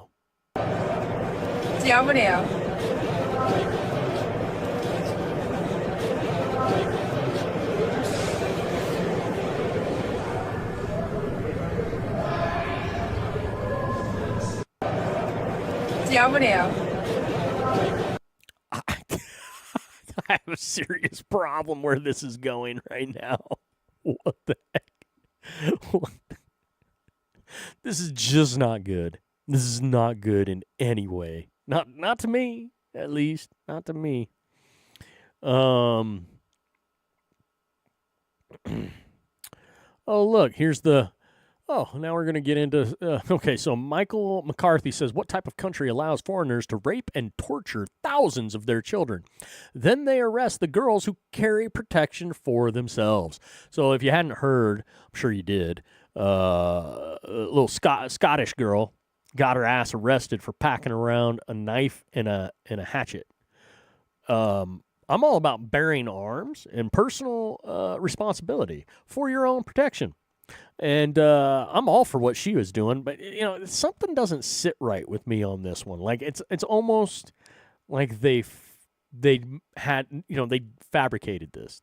It's almost like they were running a skit here. But let's watch the video. I haven't seen this video, so let's see. You have a 12-year-old girl feeling like she has to carry around a knife, and there's a grown man coming up to her, videoing her, and her sister is shouting, "Don't touch my little sister, she's 12. This is Europe. This is happening in Europe. A snippet from a video on X. I can't show it on Instagram or it'll be taken down. But that little girl has gone viral, and I'm sure there's people wondering why she felt that way. I want to show you a video now where a woman describes one case. This is one case out of thousands that happened in the UK to little white girls, children. It's pretty graphic, so if you don't have the stomach for it, you can turn it off. But I think it's important people know what's happening. Finally, I would like to read to the House one particular ordeal, just one example of what these children have suffered.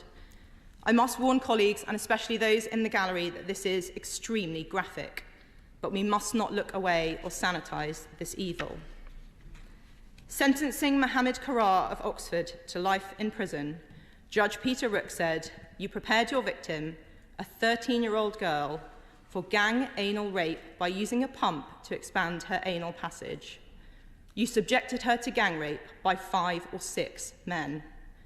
At one point, she had 4 men inside her. A red ball was placed in her mouth to keep her quiet. When she was 12, after raping her, she threatened you with your lock knife. Your reaction was to pick up a baseball bat with a silver metal handle, strike her on the head with it, and then insert it inside her vagina. This is not about me. It is not about the minister or the Home Secretary or any of us in this chamber. It is about them. Little girls up and down our country whose brutal and repeated rapes were permitted and hidden by those in the British state whose job was to protect them. They deserve justice. In 5 towns, these children and their families may get partial answers. But I have mentioned 5 towns in the last few minutes alone, and there are at least 45 more. In those places, they will get no answers at all.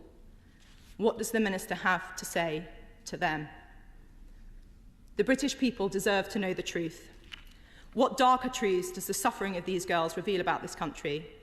And why won't the government find out? Ooh, what? Well, there's lots of answers for that. Let's see, what did Elon say here? Yeah. What kind of government arrests little girls who try to defend themselves? Well, look, okay, first of all, we don't know exactly how old the little chica was there, but she definitely was not a little girl. She probably a young woman at that point, especially the way she was handling those things. Yeah, so very, very young woman, but nevertheless, yeah. Tasia says, she got like, "Hey, UK, how's it going? Little girls are being arrested for carrying around axes to defend themselves from migrant rape gangs." Jesus Christ. What? Jeez. Okay. All right. I gotta give it a like. Oh shit. She just posted that 9 minutes ago. What's up, Tasia? Tasia in the house.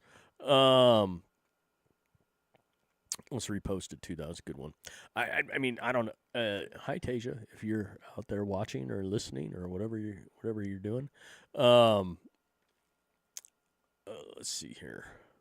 Ooh, I'm a huge BMW fan as well, by the way.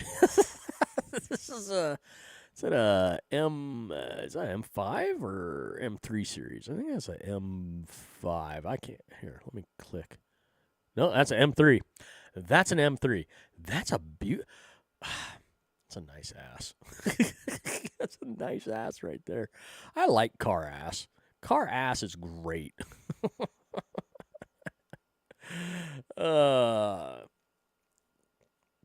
Man ends his life.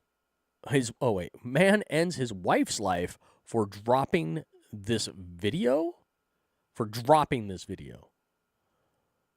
What? What? So, about to be a newly single mom, and I am in the middle of a divorce.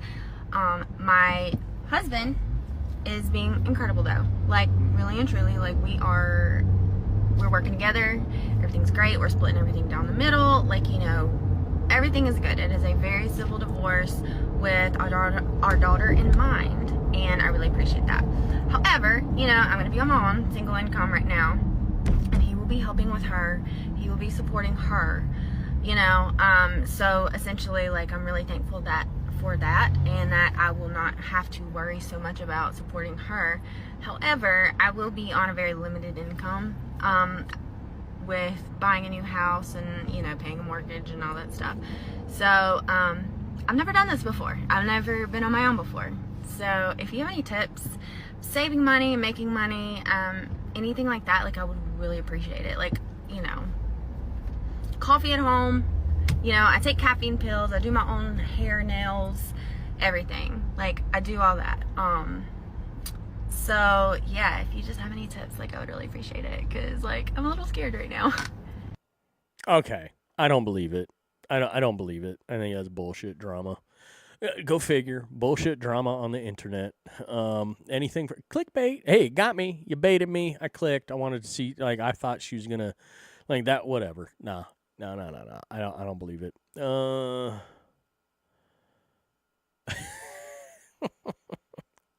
How did they design this without CAD? Oh, yeah. I don't know. I have zero idea how they designed it without CAD. Great little program, though, right? Ooh, look at that. I like that. Golden Fields. Yeah, of grain. That's right. Ooh, nice Ferrari. Excuse me. 1-star rating, Cowboys. Let's see. What are we supposed to remember? Oh yeah, bowling for people with the, like, that's great. Somebody just like, what? That was insane. Yeah, I remember that. People getting run over by the car. Thank God it was just a cart, right?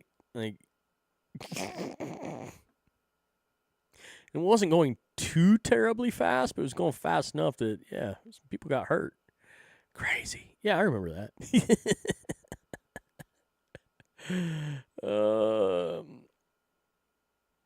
She wanted to destroy an assault rifle and ended up committing a felony.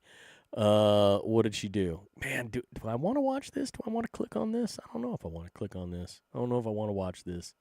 Yeah, let's just see. I don't. Something stupid happened here. Let's see. Uh-oh.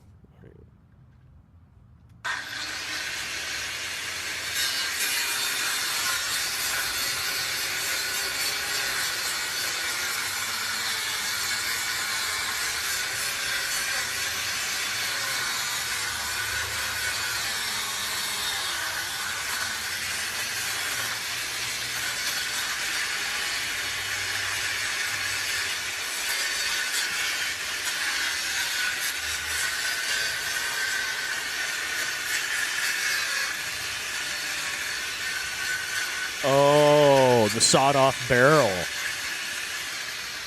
Gotcha. So sawing off a barrel makes it a felony. Gotcha. Now I get what. Okay, that's dumb. That's dumb. I don't care. Like, first of all, she's an idiot. Second of all, that's a that's a limitation on your right to bear arm. Like, you get to choose your armament. That's the whole, or the right to bear arms. There is no limitation on your right to bear arms, yet it's limiting what you can choose to bear as an armament. People screw up the Second Amendment constantly on both sides of the fence. Well, the left definitely screws up the Second Amendment, but there's people on the right that also screw up the Second Amendment. They just don't get it. Any limitation on that right, any infringement and limitation, just a fraction of limitation is an infringement. You are infringing immediately by putting any sort of limitation, any sort of bound. Yeah, you should be able to pack around any style of armament that you choose to. Not should be. It's protected by the Second Amendment. You have the right to bear arms. It does not define arm. And they did that on purpose, so you can't be limited. In this country, we're currently limited on what type of armament we can arm ourselves with. That's unconstitutional, 100%. And honestly, there is no court of law or lawyer that could make an argument that would actually win. It's all been rigged. Everything that has been argued in court that has detracted from the Second Amendment has been rigged. It's been corrupted. It's absolute unconstitutional acts. These people have been treasonous when they have have ruled in favor of limitations on armament. And again, this is not just everybody takes the Second Amendment straight to firearms. This is any kind of armament, period. So, it's pretty sad state of affairs that we're dealing with right now in this country. We need to get things back. I love this picture. This is a great picture. This is Chris Amon, Ferrari 312 67, leads Jim Clark in a Lotus 49 Ford. Man, I love Lotuses, but it's got the Ford engine in it. Still love these cars, though. These great Formula One cars. 1967, the Belgian GP in Spa. Francorchamps. Champ Racing. Wow, look at that. Look at that. Nice Lambo. Nice Lamborghini. White. I liked it. The black rims, black top, the two-tone black and white. This is classy. This is fantastic looking. I could see myself driving a Corvette, a C8, brand new Corvette, white with black like this. This layout, oh man, that'd be fantastic. I don't see a lot of Corvettes come across my screen. I gotta make that change. I gotta change that somehow, some way. Let's do that. This is the reason why somebody wants a New York City apartment. I'm sorry, I don't know if I want any kind of New York City apartment. I'm sure the view is amazing, X, Y, and Z, because there's a certain vibe in the city. But to live there full time, maybe have one as a little a pad to crash at. But I don't know. Oh my god! Oh my god! Oh my god! This is so beautiful.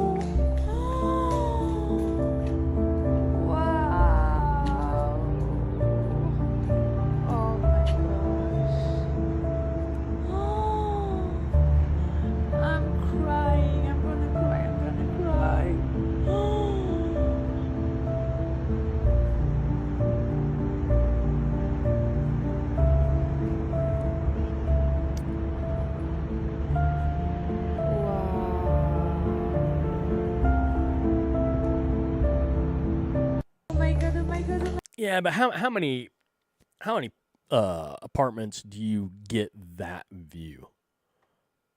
Not a ton. Great vibe with that, but I definitely would not want to live there full time, ever.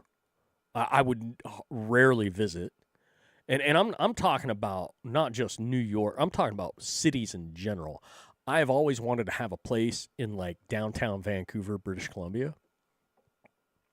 In an apartment setting, kind of like here in New York, but overlooking the inlet there, and the sound, and you see there's a lot of great views in Vancouver. You get to see the mountain range. You get to see there's so many cool things there. But it would just be a place that I maybe if I could afford it. And I could have an apartment at an upper level of a skyrise there in Vancouver. I might be there for a month or two out of every year. Maybe a month during the winter. Go up to Whistler. Go over to Revelstoke. Do some Powder Highway travel and skiing, and then always come back to Vancouver, and then a month in the summer, maybe. So maybe 2 months out of the year up there, maybe not even that much. Maybe a month, maybe a couple weeks here, a couple weeks there. But I definitely, because I do like playing in the city. I really do. I like playing in the city. I have zero desire to live in the city full time. Yeah. Don't care what kind of view. I'd rather have a view with those kind of colors in the backdrop like I have here. I look out my windows here and I see the Cascade Mountain Range with colors that are well, maybe even more spectacular than those colors, and it got the mountain range. But I would take there's some properties on the Oregon coastline that I would love to have that are acreage right on the coast, looking out over the ocean. And then you've got, if you look north and you look south, you've got all the rock outcroppings, and the beach, sand beach with rock outcroppings. You've got all that. Yeah. I would take my view and that ocean view with nobody around, just solitude on a coastline, over city backdrop, city view. I'd take that any day of the week. If there's so I live in a pretty small county. I grew up in a small county. I live in a small county now. I've lived all over the Pacific Northwest for the but I would right now I'm looking at a county on the Oregon coast that is smaller than this county, significantly smaller. The closest town from where the property is that I'm looking at is, I want to say 15 miles away, and that town's only 2,500 people strong. And I'm looking at a 30-acre property there on the coastline. I can't afford it, but it's just a dream, right? It's a dream. I would choose that property, that 30 acres, right on the coastline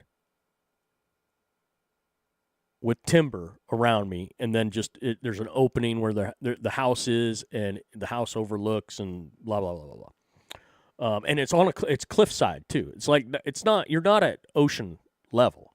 You're that cliff where it has a path. There's two different paths that go down to the beach. That cliff is probably 100 feet. So you're 100 feet above sea level there, looking down, looking out. Yeah, I would choose that acreage, that property, and your closest neighbor, maybe a mile away. Yeah, I would choose that over anywhere else on the planet right now. Yeah, I don't like living next to people. I'd rather my view be of just nothing. I mean, other than planet Earth, God stuff. What God's created. I don't like. Neighbors are fine. I just like them when they're far away. I like to travel to the city to go play. I like to go. It's not my bag of tea. Not my cup. Donald, pervs run the world. Donald Duck, some not so appropriate toys. Hey, what are you talking about? This is intended for children. This is the actual product. I'm not kidding. This is the piece. These are the lips. There's the tongue. You push from here, you put your finger through, and there's the tongue. And they intend that you're gonna suck on this tongue. You're gonna French kiss this lollipop. His unusually placed trigger, I have to put that trigger right there. Oh, for squirt gun? And in a way, they made Dumbo! I remember those. The same exact way. Look at this. There's his butt plug. There's his trigger. I guess he's definitely a boy then. Donald Duck's official water pistol. And there it is. Officially licensed product. And people complain that Bratz dolls are a little over the edge now. This is before. Turning her arm around. Oh, what? That's the result. The Dora the Explorer Aqua Pet. Doesn't this look like it might be a prop from the next Borat movie rather than a toy for your youngster? Oh my goodness. What in the name of Lord Greystroke is Tarzan doing in this picture? Yeah, I don't know. I'm Lily. Let's get high. I'm Lily. Let's get high. I'm high. I'm high. The letter X says X, as in X says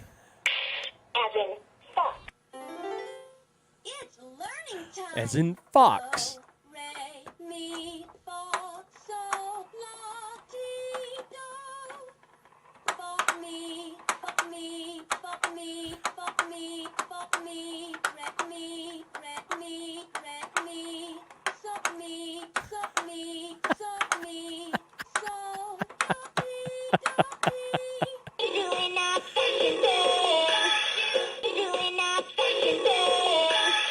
Punisher.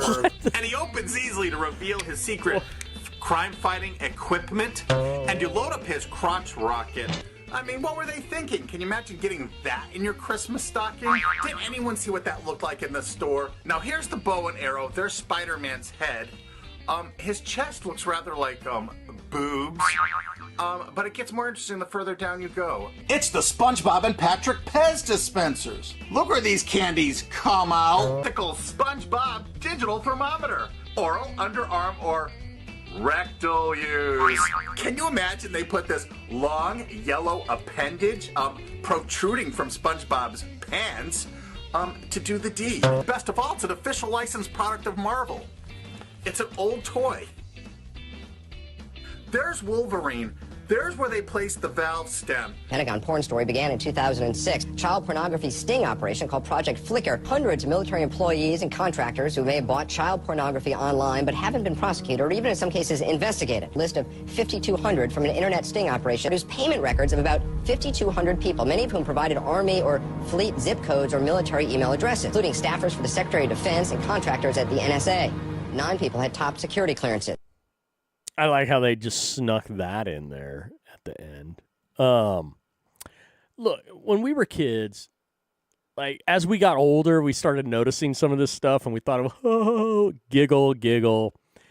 But as youngsters, you don't think about it like that. The pervs are the adults that then define this as too pervy and then take it away from the kids. The kids aren't thinking about it on a perv level until the adults teach them this shit. But the kids aren't even thinking about it. You know, I didn't think about it that way. Well, maybe I was just a naive kid. Probably was. I was. But who cares? Like that, most kids are supposed to be naive. It's the parents that are always, you know, injecting perverted bullshit in on all of this stuff. So, you know, whatever.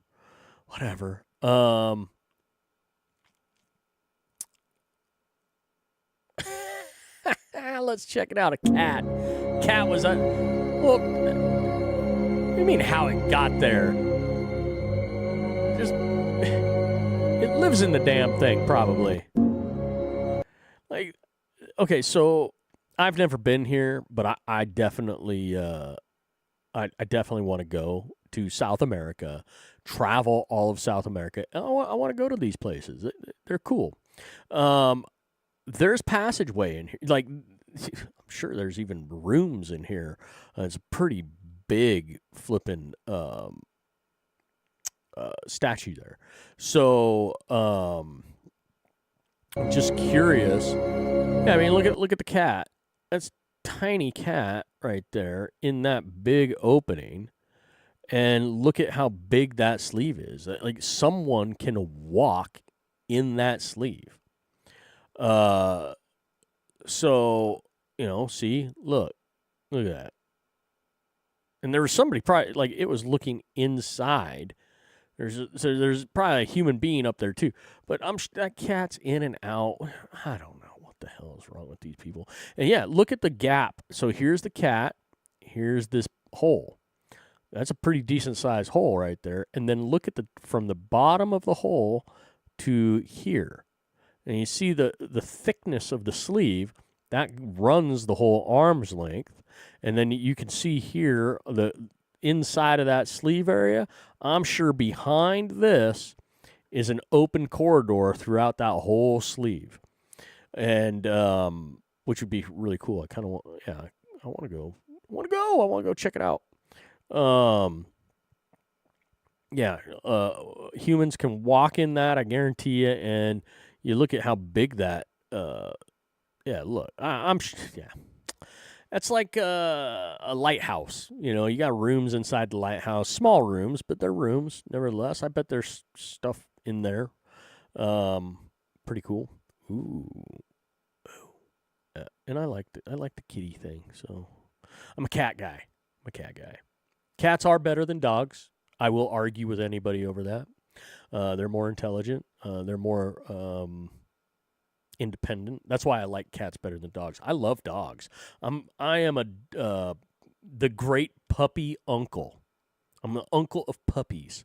I will hang out with your dog, spoil your dog, belly rubs for days, but I'm giving the dog back to you. I'm not keeping the dog. I don't want the dog. I'll hang out with the dog, play with the dog, feed the dog, dog walks, whatever. I love dogs, but I'm not keeping the damn keeping the damn dog. This is a great car right here. This is Alfa Romeo. This is a fantastic car. I would definitely sport this car. It could be in the collection. Ooh, Dodge Viper, America First. ACR Extreme. Come on, I want to hear this opened up, though. This is a one-of-one metallic gold Dodge Viper. That V10.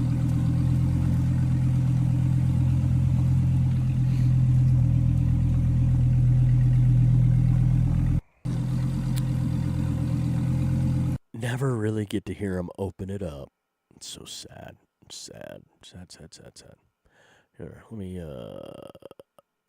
throw that out. Now, see, as I'm liking and reposting some of this stuff, I'm just getting fed more of this stuff. It's like, come on now. That's a great 911. 911S. Classic. Oh. Singer, now, Singer, actually, that's my loophole.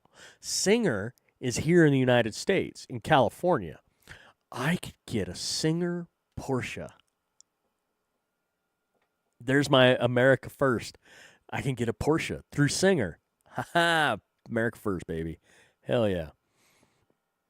Check Singer out, too. Great classic Porsche restos that they do there. Hey, Elmer, you win. I'm glad it's over. Glad to hear. I couldn't have stood it much longer. It's too much for one duck to bear. After all, I'm only flesh and feathers. Morning, noon, and night, bang, bang. Machine guns, anti-aircraft, boom, boom, blam. Black bursting. Ducks going down in flames. Guns, they're everywhere, but you can't see them. And then, one day, it happens. They get you. Your only defense is escape. But you gotta be awful quick. Hey, Elmer, you win. Oh, no. Wait a minute. Over on X, it looks like, wait a minute. Why is it saying... No, it says I'm still live over on X. That's weird. It was saying I was topped out. Saying I wasn't live anymore. I just noticed it, but no, I'm live. I'm fine. I'm approaching the 3-hour mark. Holy smokes. I had just intended to do a quick stream for me, an hour or so, quick, and then just got into this and just time flew by. How awesome was that? And I'm still rocking and rolling. I'm enjoying the little scroll here.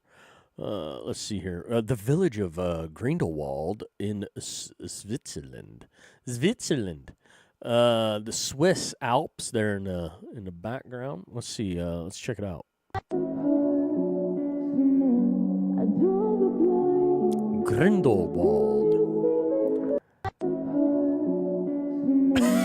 What the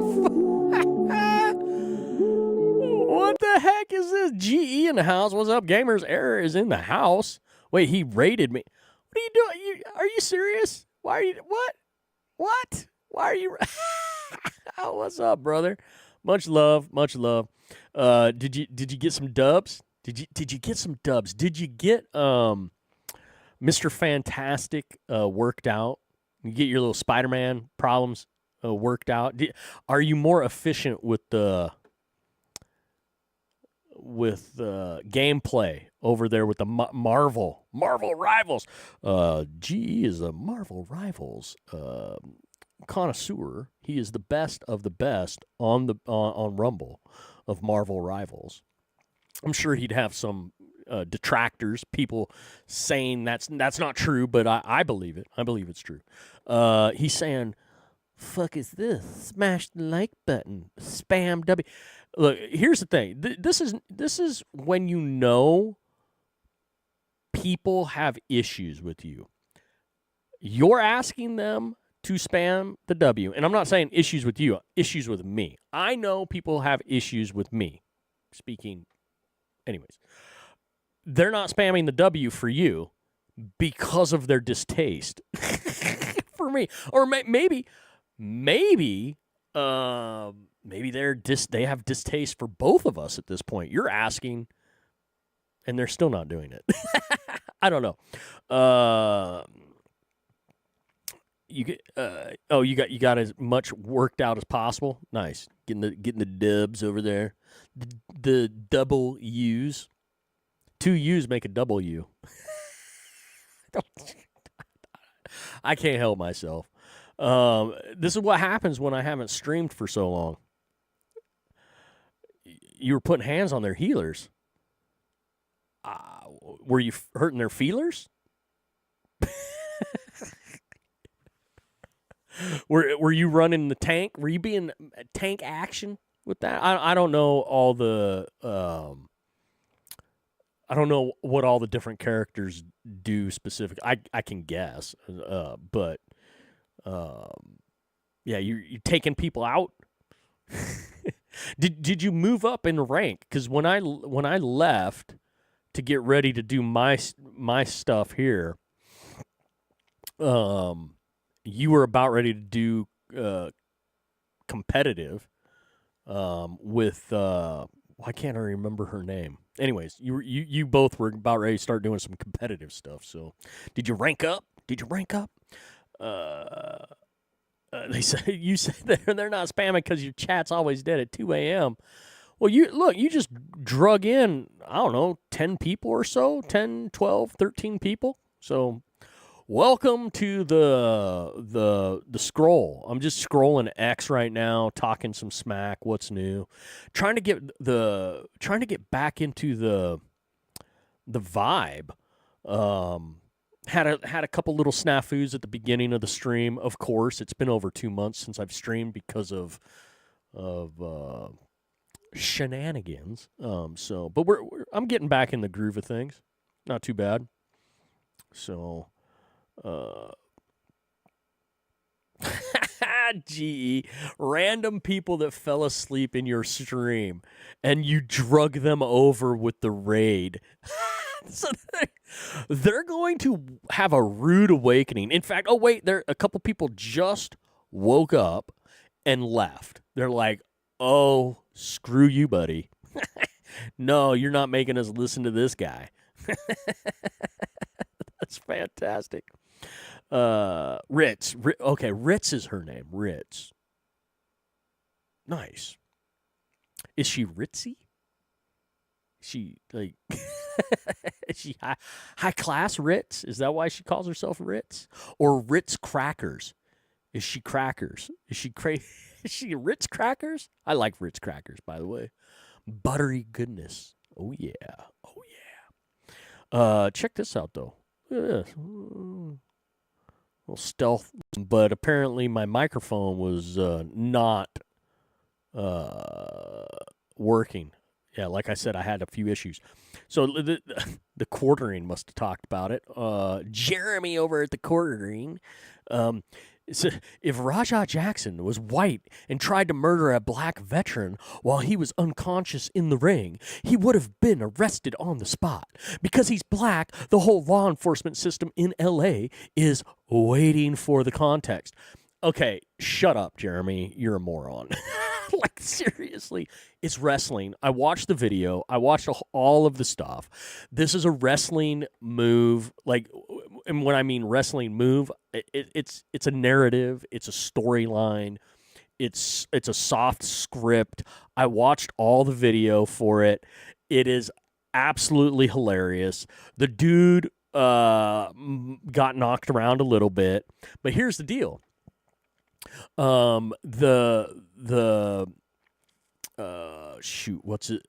Stu there, the white guy, the hillbilly guy,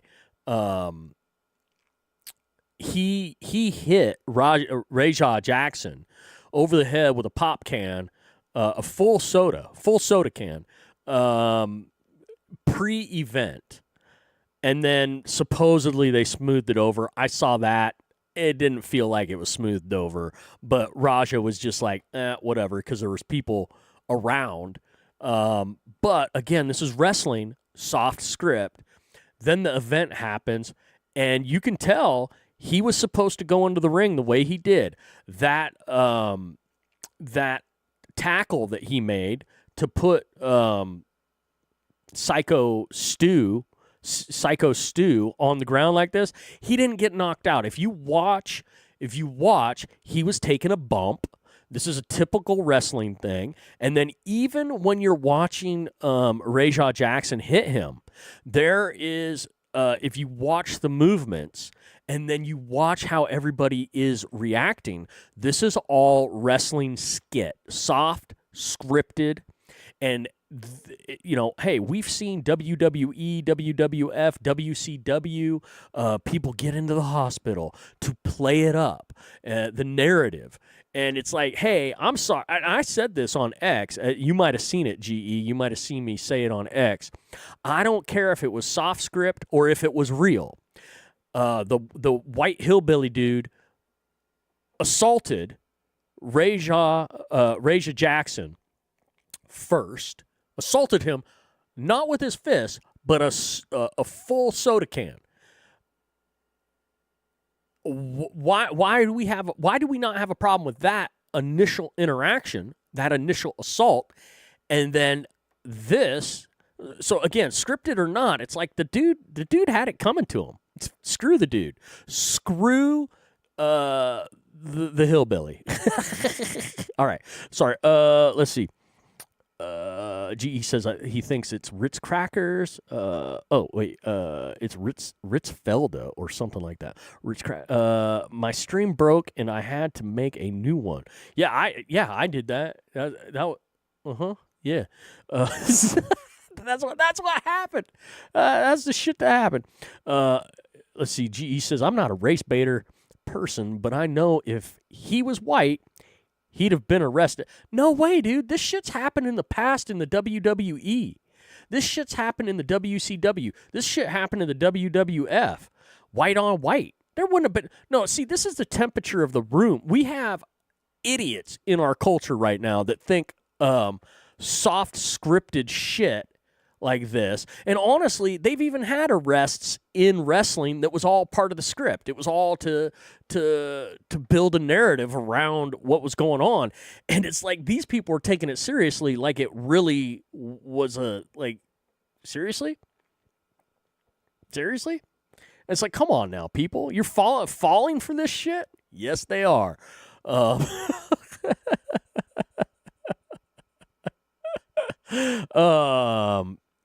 GE says yes, but he also apologized and said it was part of the show. Yeah, exactly. I saw that whole thing. And again, wrestling promotion stuff. This is an undercard WWE thing that they were participating in, which nobody shows up to. It's just a whatever. They did it was filming. There's a few people in the area around the ring, a lot of wrestlers. And if you watch their interaction, again, this was all part of it. And GE says, yes, but the ground and pound way later isn't self-defense. It might not be way late. Okay, it might not be self-defense, but I believe in an eye for an eye. So even though it didn't happen then, he just waited for his time. And again, in the soft script, it's fucking perfect. It's a great soft scripted, like, oh, he got me, now I'm going to get you back. How many times have we seen that in wrestling? A ton. And then in real life, I have zero fucking problem with it. White boy, 6 inches taller than Rajah Jackson. White boy, like at least 50 pounds heavier, at least maybe 75 pounds heavier. White boy thinks he has the fucking audacity to pull the alpha male bullshit with Rajah. Like, I'm sorry. Fuck white hillbilly dude. Fuck him all day, every day. Fuck him in real life and in the wrestling ring where it's supposedly fake. Fuck him all day long. And again, like I've prefaced, I prefaced it on X. I'll preface it here. I don't believe it was real. I believe it's all scripted. It's soft scripted in true wrestling fashion. 100%. And the fact that we have such, because social media pushes it, of the rumor mill drives this crap where, oh, he needs to be arrested. Fuck that guy. It's like, guys, it wasn't real. If it was real, if all of this was real, shit would have probably went down right away. Like, even the can to the head, I don't even believe is real. But here's an argument I'm going to give to you. GE, if you're listening, I gave this argument on X. And this is a plausible argument. So I'm going to give it to you, and you can chew the fat on this. You can lambaste me. You can do whatever the fuck you want to do. You can call me out for being a piece of shit. I don't care. But check this out. Okay, he says he doesn't think any of those punches were scripted or fake. You do know in wrestling the punches aren't actually fake. They just aren't. They look like they're hitting hard because that's how you take bumps, but they're not real. They're, you know, you still contact and whatnot. But okay, listen to this. Listen. Okay. Head trauma is a real thing, right? Let's say all of this was real. Let's say this was real. Let's say it's 100% real. So, Rajah Jackson's standing there, and he gets hit on the top of the head. If you watch, hillbilly white trash guy takes the soda can and goes whack on the top of his head. Soft spot. It's not right here, not at this angle where you know doing headers into a soccer ball. You can hammer your head against stuff if you hit it in a right spot. Everybody knows the part of your skull you can whack something with, and you're going to be fine. The rest of your skull is a fragile area, and you can get knocked out. Excuse me. You can get knocked out pretty easily, or you can get your bell rung really easily, even with just a light tap in the right spot. Okay, so giant hillbilly guy takes a full soda can, which we all know full soda cans are solid as a rock. He hits him on the top of the head, not the solid side of the skull, the top of the head. Who's to say that Rajah didn't get knocked a little senseless, get his bell rung? So from that moment on, from when Rajah had a head trauma, because that's head trauma, I can make an argument, and I am making the argument, if this was real, Rajah wasn't acting in his right mind because of the head trauma that he sustained initially from the big white trashy dude. 100%. And anybody who wants to argue different, I would argue this in the court of law. You're going to tell me that Rajah was thinking in his right mind if he got knocked senseless? That's head trauma. We take head trauma seriously, don't we? That's why everybody's all up in arms over the supposed ground and pound to the guy who was faking being knocked out initially and might have got knocked out in the process. So, the point I'm making is, though, can you hold Rajah Jackson responsible when his bell was rung? No, you can't. You can't hold him responsible because he was out of his mind. Why was he out of his mind? Because the big white ugly dude, that piece of shit, hit him on top of the head with not just his fist, with an actual weapon. Yeah. Oh, shoot. Anyways, so that's my argument. That's my argument. Again, though, It's all just it's wrestling. What the fuck? It's wrestling. Like anything to get attention. Wrestling will do anything for promo. You know, it's like weigh-ins for boxing now. Well, it's been like, you know, they puff their chest and try to get, oh my gosh, oh. But wrestling, because it's semi-fake, soft-scripted, they go next level. You know, I want wrestling to bring ladders, chairs, and tables back in wrestling. Bring the cage back in wrestling. Bring back where the wrestlers used to cut themselves with razors, like shallow cuts, so that when they take bumps, boom, they're bleeding. Bring the blood back in wrestling. I want wrestling to be wrestling again. Make wrestling great again. Anyways, I got to catch up on GE's typing like crazy in here. Let's see. GE says, did you see Raj after it? He's clearly an unstable dude, short covered in blood and everything. Shorts covered. Dude's out of his mind anyways. And I've smashed cans on my head when I was 15. That explains a lot. And yeah, you smashed cans when you're 15 when they were empty. That was a full can. Unopened. Now if it was a bottle, that'd be different. Well, look, full can unopened up against the head, like that's like I can smash my open can right now. Well, if it was empty, I could smash that on my head and it wouldn't be too bad. It's not gonna feel good, and I'm not suggesting anybody do that, but but a full can, if this was not an opened can, yeah, that'd be a massive problem. Definitely. But you get my point. And I get your point, too. Blood. They say, he's the blood and stuff. It's like, there's no blood. And zero. And so shorts on Raja having blood, like, you know, hey, a little blood, little like let's take some fake costume blood and do this up. Let's really, like, this Rajah Jackson, here's the truth. I never heard of him. I didn't know that his father had a kid. Is beautiful. Like and this Psycho Stu, never heard of him before either. I guarantee you Psycho Stu is going to get in the main ring, actual real WWE event now because of this shit. Like, this is taking both of them from here and going kaboom, just boom, right here. End of story. Because they went from obscurity to now it seems as though everybody's talking about them. It's just crazy. It's fucking crazy.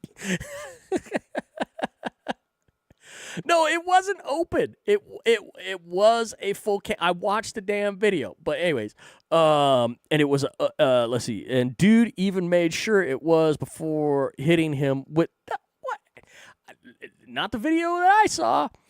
He even crushed it with his hand when he hit him. No, I didn't see. There was no crushing. I didn't see no crushing. Anyways, doesn't matter. It's hilarious. The whole thing's and by the way, even in reality, like, I would want to beat the fuck out of that Stu piece of shit. Like, he's just white trash. Like, I grew up in a smaller town, in a smaller county than the white hillbilly dumb fuck over there. The Psycho Stu. I grew up around individuals like him. They're big, terrorizing, worthless pieces of shit. They think that they can just do whatever they want to do because they're bigger than you. The Psycho Stu needed his ass beat just because fuck him. I don't like him because he's a white bearded fucktard that decided that he could just walk up to anybody at any time and boom. And it's like, I'm sorry, you don't get to just walk up to anybody at any time and just put your hands on them without having some sort of retribution. So I would ask anybody who thinks that they need to side with Psycho Stu. It's like, well, don't you have something to say to him about what happened in the beginning there, or no? It's like, and that's the thing. Again, this is wrestling drama at its best. I love this. This is this is like Ric Flair versus Sting and the four horsemen. Like, I love this. This is just like the drama. It's like, oh my God. Like Ricky the Dragon Steamboat with blood after, or like, yeah, Ric Flair with the white hair that has the blood coming. Like, this is all that. This is just fantastic. It's fantastic. I love this. I haven't talked like wrestling drama in years and years because I've kind of stopped watching it because it's become a joke. It's wrestling. I mean, shit, boxing's become a joke. MMA's become a joke. We're not allowed to actually have any real violence when we're entertaining anymore. Boxing, it's too violent. MMA, everything's too violent. Wrestling, no ladders, no chairs, no tables, no cages, no micro cuts to have blood in wrestling. It's like, what's going on in the world today? This makes me happy. Whether it's real or not. I believe it's not real. That's my take on it. I love this, though. It's like everybody, oh my God. It's like, what the fuck? Oh my gosh. All right, hold on here. GE says a full can explodes. Let's see. Yeah, he even hit. Yeah, he did. I saw him hold his. Yeah, it's like his hand was the side. Like he was grabbing. Like, which is like, come on, dude. What the fuck are you doing? Get your hands off me. A full cannon. I personally have been hit upside the head with a full can, and it did not explode. And that thing was like fucking concrete. Full on. It's like, no. That's dangerous shit, full can stuff. But he hit with it was the side. If he had hit with the bottom, that would have been a different story. Let's see. I've seen multiple people hit with full cans unopened, and I'm telling you, it didn't look like, well, dude, there's a lot of shit that doesn't look like it is or isn't, but, whatever. It's like we're mincing stuff. This is all fun for me. The amount of hate and backlash I've gotten on X, I love it. It's like, come on, bring it. I'm telling you, you know how many times I got called the N-word yesterday over this stuff? The N-word. Oh, loud and proud, because they didn't see my face. So I had people like, you must be one of those N-word types. You must be an N-word. I got that a lot yesterday. I got the you're one of those fatigue people. I'm like, fatigue? What? I knew what they were talking about, the black fatigue. They're like, oh, you're part of the fatigue. You're fatigue. I was like, I'm like, if you guys saw the look, if you saw how I looked, you would think that I'm supposed to side with the white guy because all you motherfuckers are racist. And it's like, this has nothing to do with skin tone to me. So many people wanted to make this about race, and I'm just like, this isn't about race. I am not happy with the guy that comes up to me and whacks me over the head with a fucking pop can. Full or empty, another man grabs my head like a fucking cantaloupe and whacks me over the head, whether he's playing or not. That does not fly with me. Not one bit. Not one bit. And because of my size, I'm like, oh, I got to pick my battles. So GE says he did say white guy was a good guy. He said, I'm just saying unguarded ground and pound like that is attempted murder. That's why they stop it in UFC fights. Yeah, again, though, this is wrestling. They didn't stop it. There were other guys around. There was one guy that came in, but that was orchestrated. And it's like you could tell that it was all kind of a play, because when they had him holding in the corner, they weren't really holding him in the corner. You could tell. Like he was kind of like, and then he like whatever. And by the way, did you see the end where a dude slid in and got the pin? Like there was a pin that happened, a 3 count. It was all part of the act. I love it. I love it. This is a great. And I apologized multiple times, said it's for the show, and even said look at the camera, etc. I get what you're saying, but it don't matter, dude. It was knocked out on the slam, and those were not held back punches. Dude was not knocked out on the slam. No, dude, it's called. He took a bump. We know what a bump is in wrestling. He played it out. And there's a certain way a wrestler lays in the ring. And you could tell when somebody's knocked out because their body goes limp. That dude didn't go limp. Only his head. He only did this, and he was taking bumps. It's all a ruse. The whole thing's a fucking ruse. 100%. I love it though. I love it. And again, even if it isn't, I don't give a fuck. Like dude deserved every fucking punch if they were real punches, but they weren't. If you look at the slow-mo, like dude man, Rajah's wrist was kind of limp too. He wasn't doing a full It's just whatever. It doesn't fucking matter. I'm on the side of the dude that originally got assaulted. This is one of those things for me too. Why is it, again, if we go the real route, why is the guy that always punches back the one that gets in trouble? Like the first punch never gets in trouble. It's always the counter punch that gets in trouble. Like look at over in the Middle East. You had the Palestinians throw the first punch this time around. Boom. And then the idiot Israelis counterpunched. Who is everybody pissed off at right now? Well, at least the temperature in the room. It seems like Israel's the bad guy because they did the counterpunch. I'm sorry. I'm okay with the person punching back, whether it's immediate or later on. Like, I'm okay with that shit.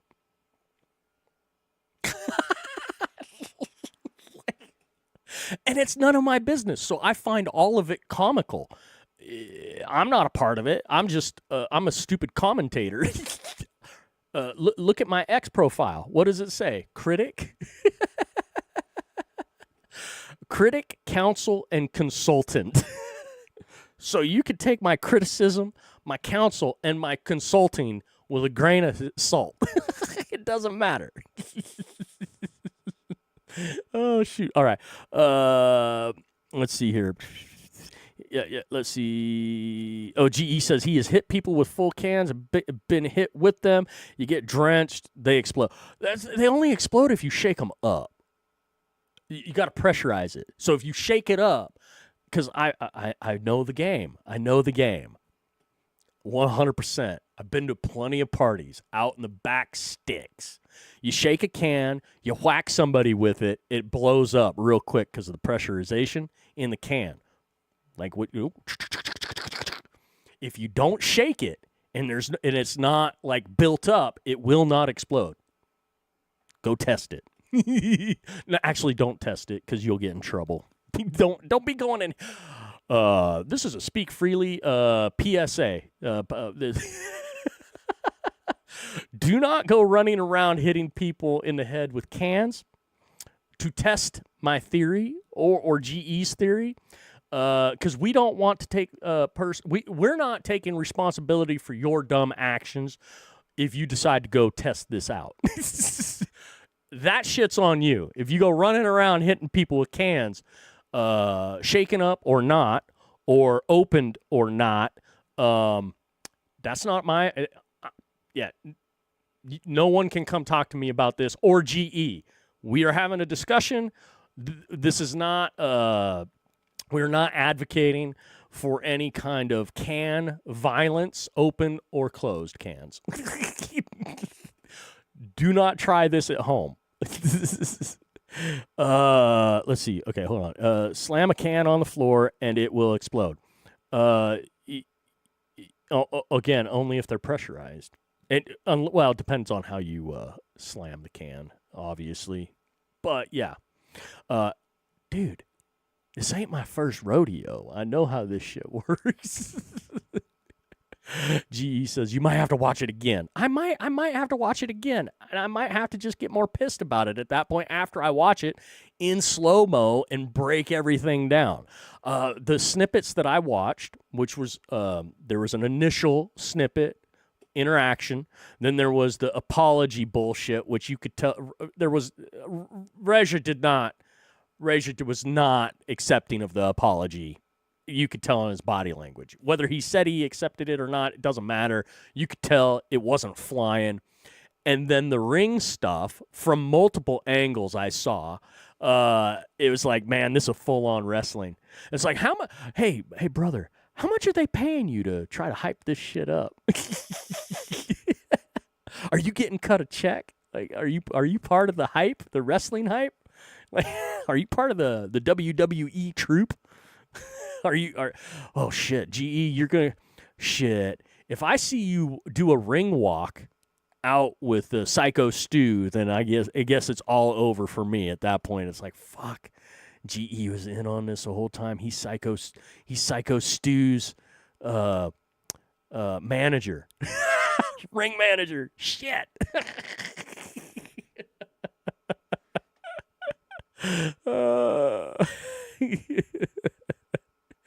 Oh, man.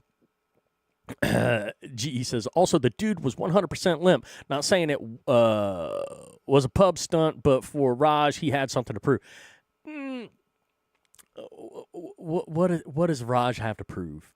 I don't think anything. And maybe there is something there that's underlying in one way or another. But, you know, the 100% limp, you got to look at that again, man. He's in typical wrestling fashion, laid out, arms in a certain way, legs in a certain way. That's how you're supposed to lay, so everybody knows you're good. And if he had been knocked out limp, he would not have stayed in that with everything that was moving around. His legs would have shifted. His legs would have moved closer or skewed. His arms would have skewed. His shoulders wouldn't have been. And I'll tell you, the pin at the end of it, the pin seals the deal for me, 100%. If he was truly in trouble, they would not have done the pin at all. Part of the referee's job is injury analysis. Not even like the referees are supposed to pinpoint injuries and then communicate with the other people in the ring if they don't notice the injury. And that's kind of like a whispering undercover type thing. And then if it's serious, if there isn't a reaction, the referee gets in there and, you know, shit stops. I've seen it happen. I'm sure you have too with the WWE or, well, old school WWF and WCW, NWA stuff, you know, old school wrestling. I haven't watched a lot of ECW, but I'm sure ECW's had those moments too.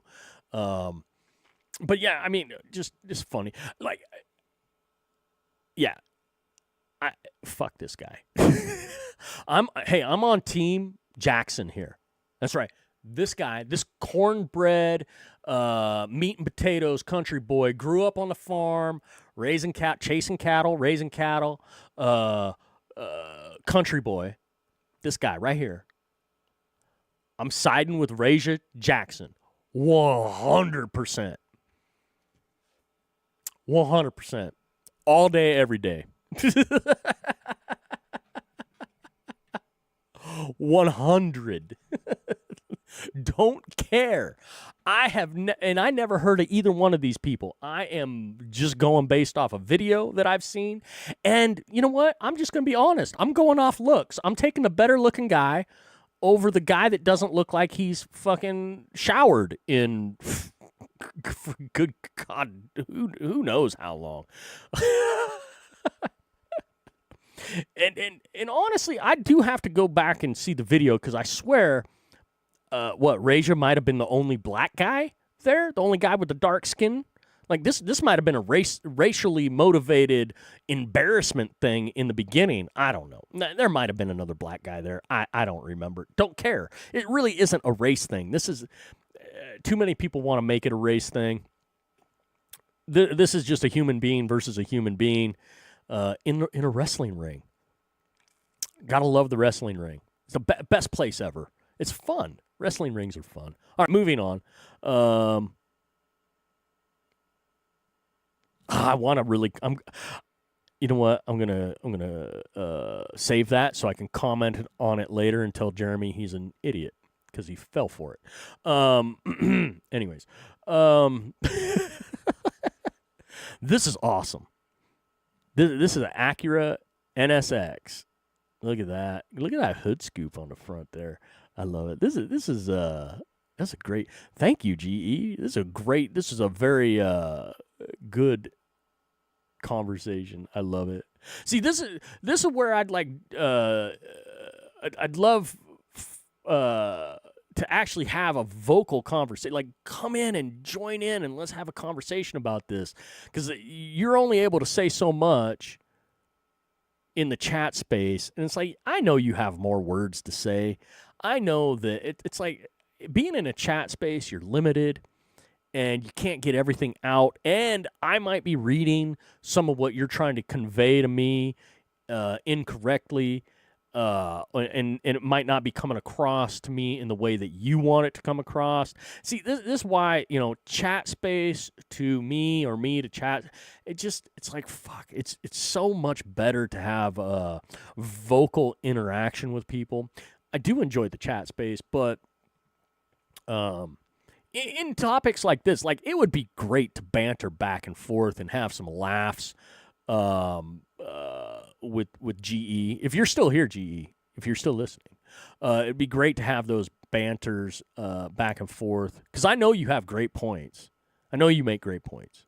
If you didn't make great points, then, like, yeah, I wouldn't come into your streams. If I thought, yeah, I can put that on record. If I thought GE was an idiot, I wouldn't come into his streams. If I didn't think he could handle me in my shenanigans in his chat space, I wouldn't be there. I wouldn't be there. So I appreciate. GE might be one of the more intellectual individuals that I have run across on all of streaming platforms. Just in intellectual he's a very good conversationalist. Man, I need to talk to him, like, verbally more often.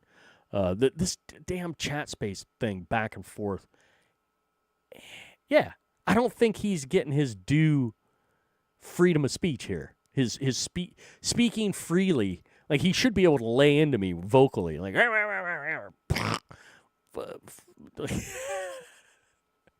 I'm laughing the whole time because I find it all hilarious. Not like his points aren't.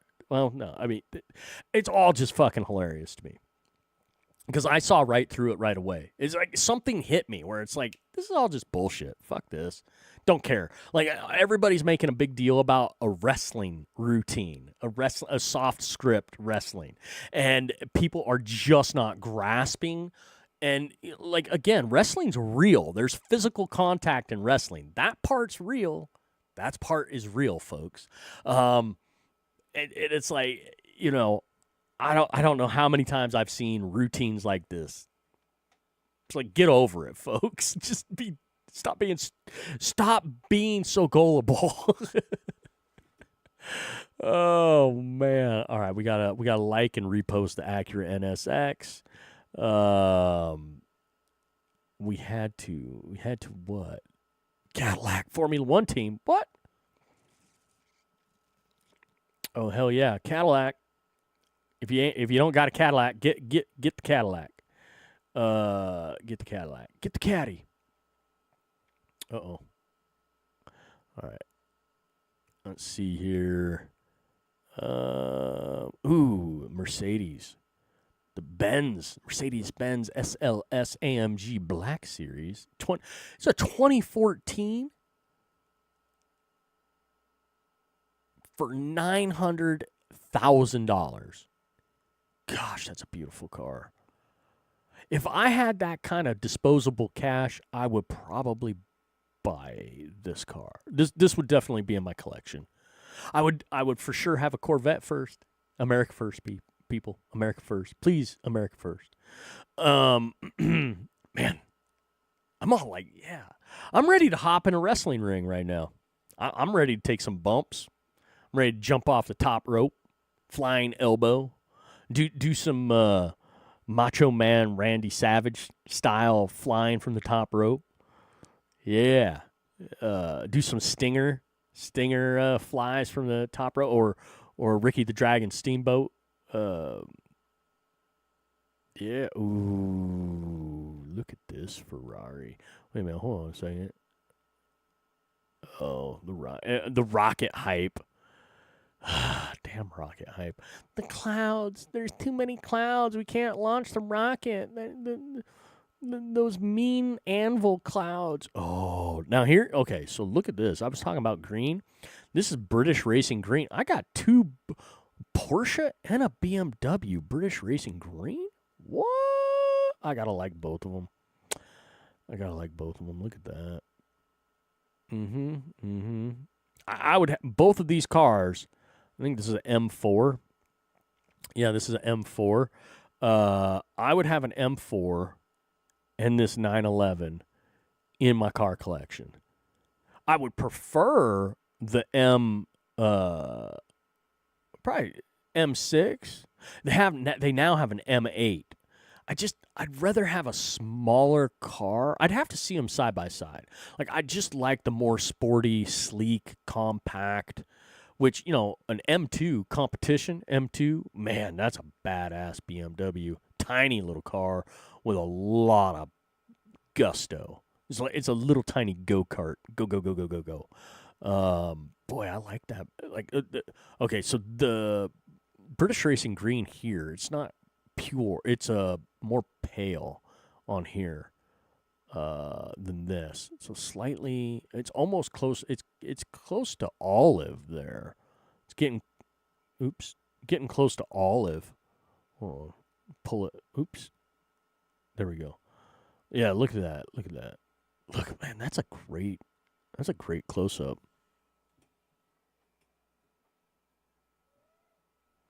I got the fur babe is showing up. She's telling me, hey, you want to come up here? She just wants some loves. All right, let's see.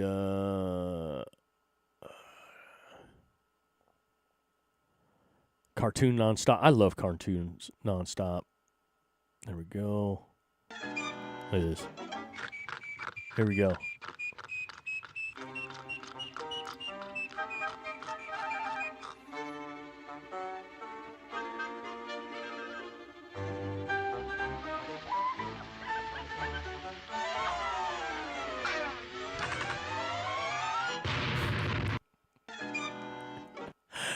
That's right.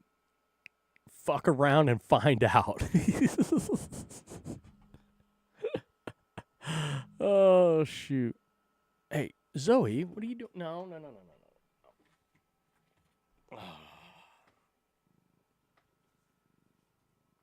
Of course, she has to make an appearance. She can't help herself. Oh. You want to purr into the microphone?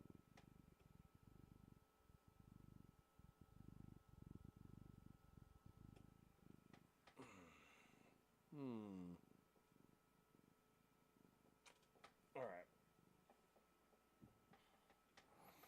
I might have to end it. She's telling me I might have to end this soon.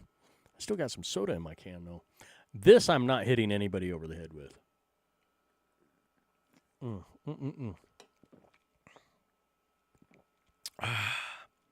That psycho Stu can kiss my ever-loving rear end, though. Fuck that guy.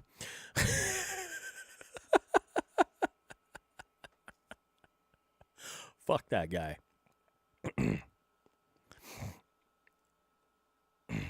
If you're white and you have a beard like that dude, I'm probably already like I am not racist at all, but I'll tell you, I have disdain towards big white dudes with beards like that. I'm not a fan at all. All I think of is like, yeah, I've not had very many good run-ins with individuals that look like that at all. So, yeah. and mind you, like I do profile, and it's not a race thing. It's like if you dress a certain way, look a certain way, has nothing to do with race. It has to do with how you walk, talk, and carry yourself. It has to do with your character. And I am very much a profiler when it comes to a person's character, and I will not deal with certain individuals based on that. I might be cordial, I might be pleasant, but I'm watching you like a hawk. And if I find out that your appearance and how you carry yourself doesn't match up with who you are to me, then okay, we're good. I do have some friends that look like that. Very few of them. Very few. And they know how I feel. I'm always like, how about you shave that thing? And just, cut it, trim it. How about take a shower, Like how about not be so crackerish? Get some rhythm, damn it. Get some rhythm. Oh, man. A 9-year-old girl with some breakdance moves. All right, let's check this out. This is probably cool. Oh, shit. What?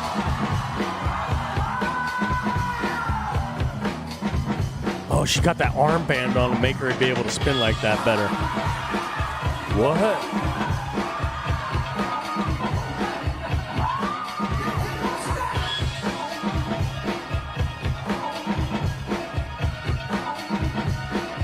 Wow, good for her. Wow.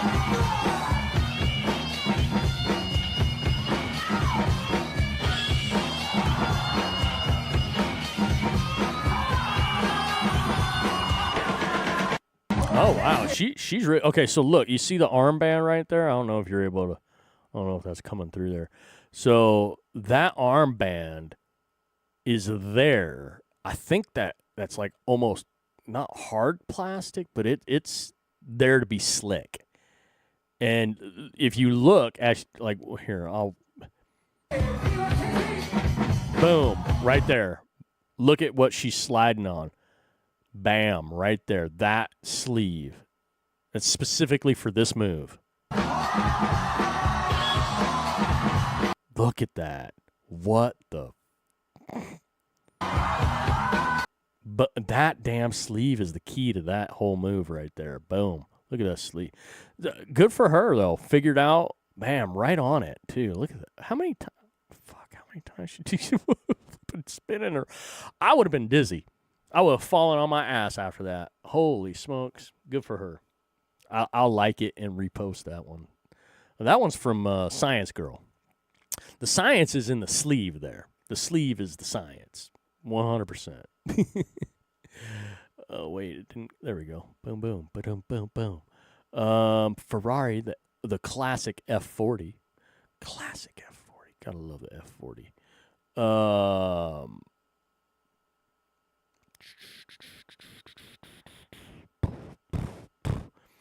Look at this. Mopar Goat, the SRT Hellcat.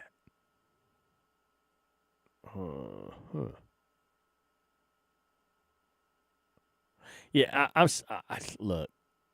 Is that a Charger? It's got to be a Charger. The Challenger is the better car. And if this is the Challenger, modern, these headlights are... You got to have the round headlights. You cannot have a Challenger with... No, you got to have round headlights with the Challenger. Period. So... Straight up demonic. Wait, the another children's storybook entitled "The Back Door." Why do we keep seeing books as targeting children? Yeah, I don't want to click on that. I don't need to watch that crap. Are you still watching? I don't know. Are we? Let's see. Wait, what?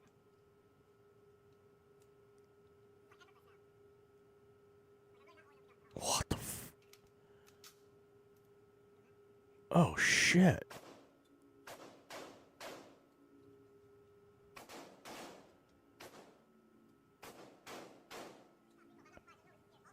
Shut up. Okay, but how heavy is that vest to have that arm? That's badass. What the fuck? Okay, I want one of those things.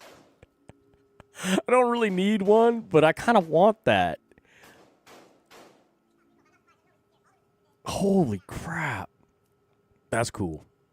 Man, you give somebody that's already a great shot that, and it just stabilizes things that much more, and you're off and running. Probably hold your fire more steady while running as well. The Alfa Romeo 4C, what a great car, fantastic car. We don't need to like another Lambo, do we? Look at this, the BMW M5 Alpina B5 Touring. Yeah, that Touring is station wagon. But fantastic car. I like that cowhide leather in there. It's got to be. It's either that or horsehide. That's a beautiful. That again, British Racing Green again. Got the gold wheels. We got the tan interior there. That's a great package. It's fantastic. I do like that. Damn it.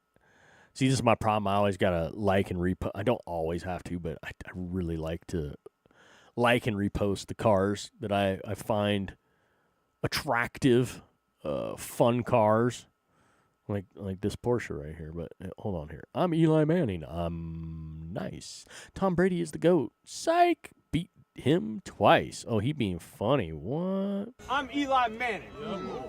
I'm nice. Tom Brady's the GOAT. Psych! I beat him twice!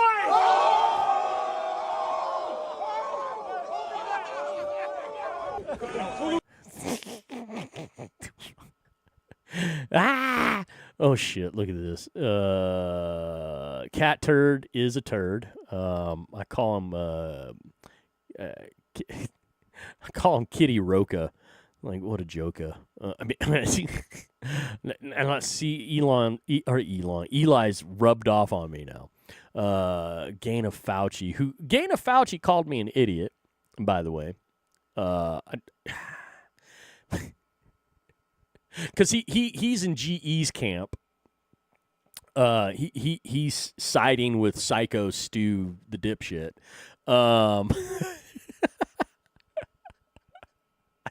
I just can't. I can't. Real or fake, it doesn't matter. I cannot side with the Psycho Stu guy. Fuck him. Anyways. Breaking. Muriel Bowser promises that murder rate in D.C. will return to normal as soon as Trump's National Guard leaves. Like, what is she trying to say? As soon as it, return to normal, it's gonna go back up. Okay. I don't know if that would be something I'd be proud of. You take this opportunity, but anyways, Mr.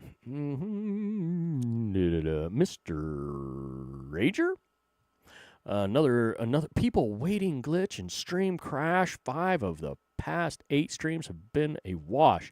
Well, from where? Where were you? Let's see. I don't know this guy. Oh, he's a Rumble guy. Okay, so let's talk about this.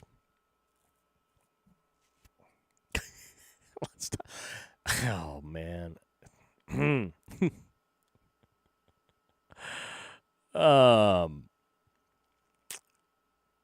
So I have seen way way too many complaints about the glitches over on Rumble. Now, I haven't experienced any of these.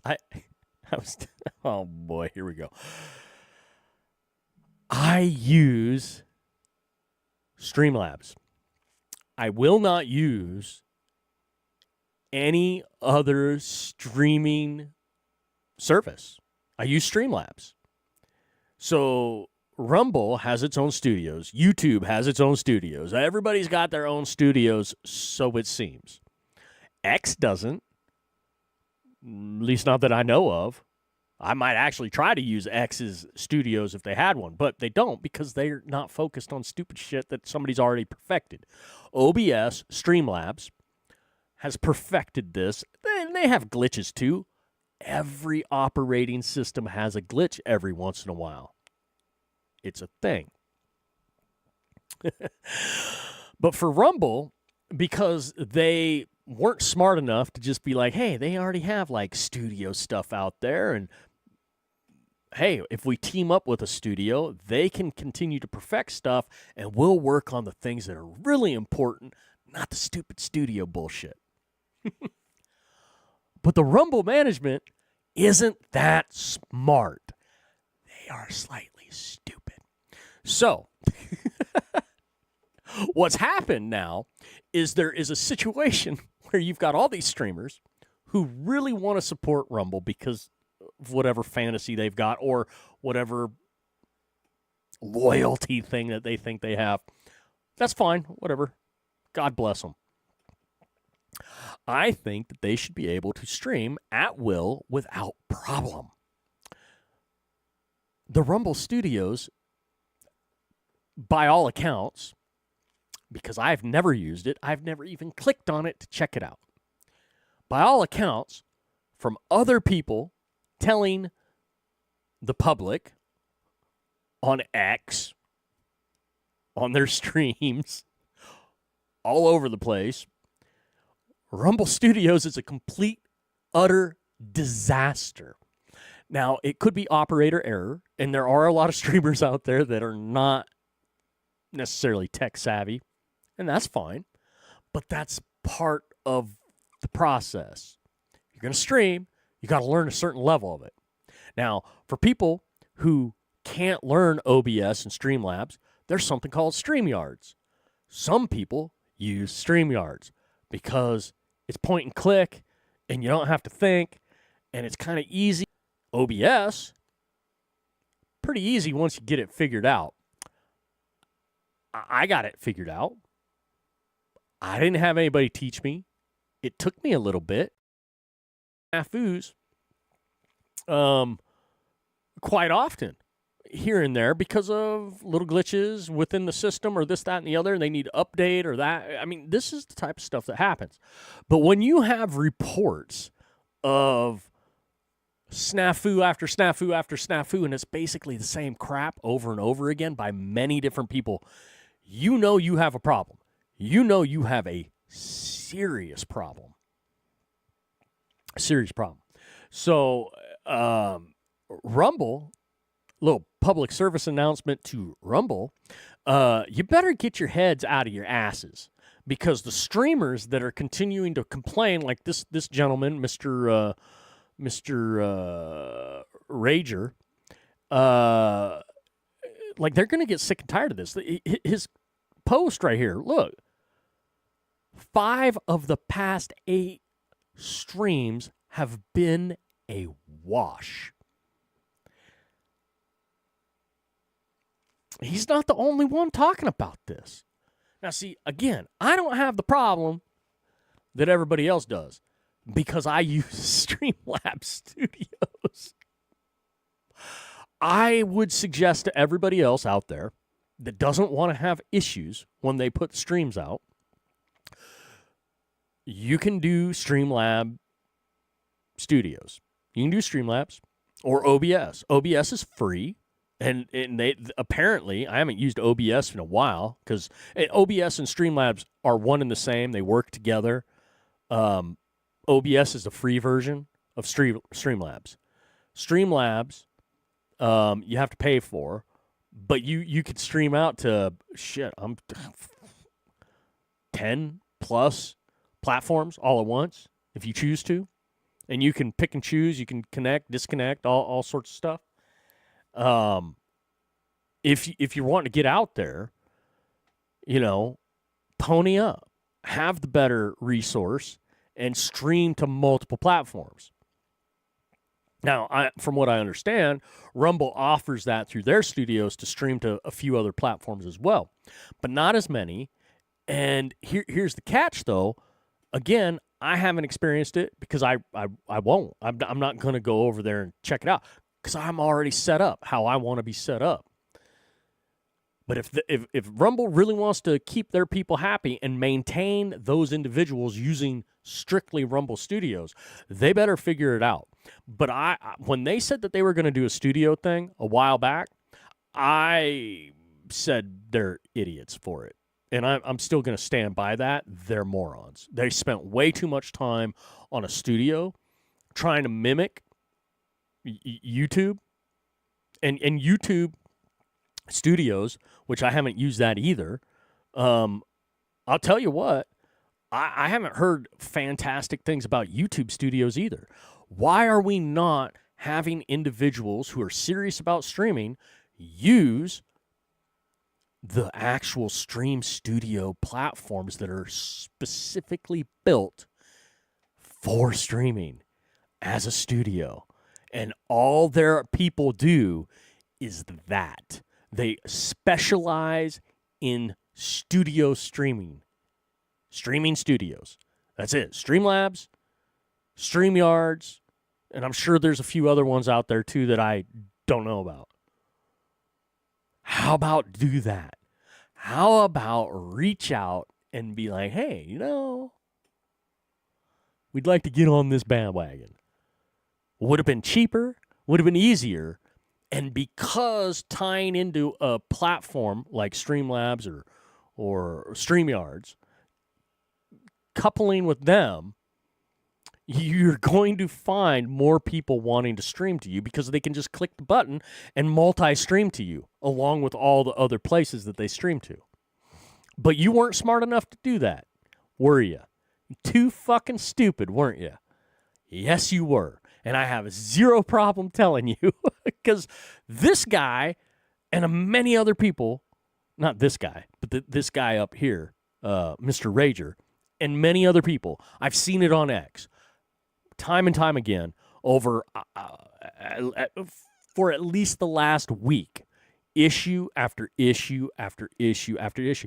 You cannot maintain a proper platform if you're dividing your attention to stuff that you're just not good at and you're screwing it up.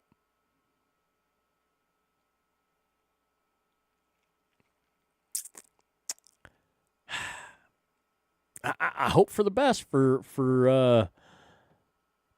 there's going to be a come to Jesus moment, and not by me, because I'm good. I'm good with my streaming.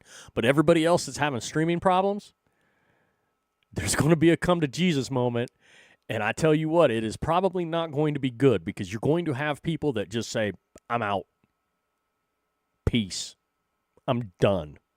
Or they'll just use Streamlabs or StreamYards, which is fine too. Like I would just suggest to them that. I've made that suggestion to other people. Just use something that works and stop monkeying around with the bullshit that doesn't. So, because again, it's a little extra time for me to plug in the stream key and, for Rumble on Streamlabs, because it's not like the other platforms that are tied in where it's just a toggle click and then you tie your account for each platform and then it's just a toggle and then it always just puts it out there. So like I'm to Kick, I'm to Twitch, I'm to YouTube, Instagram,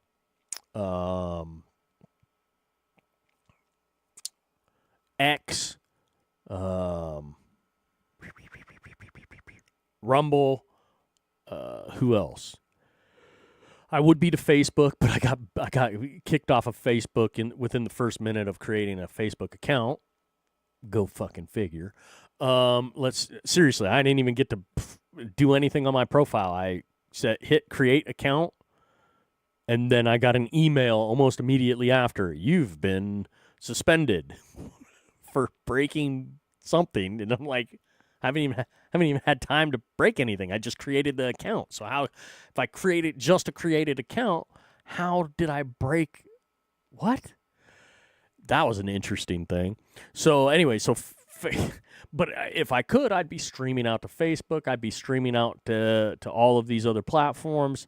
And again, like I said, I got booted off of Facebook before I even really got started. So, but yeah, hopefully everybody gets their stuff figured out. 5 out of 8 streams have been a wash for this individual. That's a shitty deal. I not just shitty and just that's a shitty thing. No, that's frustrating. That's like wanting to punch a hole through your monitor. That's like anger, like true anger inducing bullshit. I can imagine just I'm sure this individual, I have no idea who this guy is. He just came across my feed, but I'm sure this individual oh boy, has felt like he wants to throw his computer through a wall. Anyways, all right. Now where'd that skunk of a rabbit go? Oh, you mangy fang-toothed critter. Take that! Maybe that'll learn you to keep your big mouth shut. That's right. That fur-bearing varmint's around here somewhere. How many times do I have to tell you to shut up?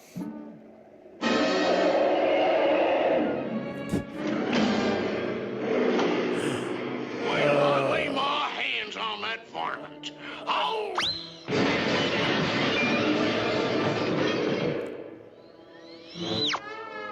Cartoons are great.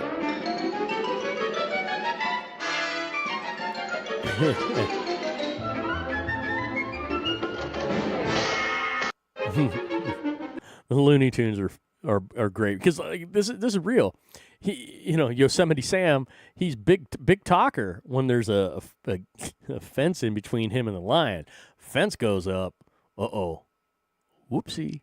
It's kind of like the Raja Jackson and Psycho Stu situation. Psycho Stu did that shit when there's a whole bunch of people around. As soon as Raja had a moment where he could slip into the ring and whammo, yeah, not such a big guy then, is he? I mean, come on now. I mean, come on. So funny. Again, not real though. It's all fake. So Perry says, if you're up, say hi. Hello. Look at it. Okay, so here's an issue. One dream house sitting within 15 feet of another dream house, supposedly, and this is your driveway and your cars. I'm not living in this neighborhood. It's not happening. Like, if I was given these cars in that house, I would sell the house really quickly. Just saying.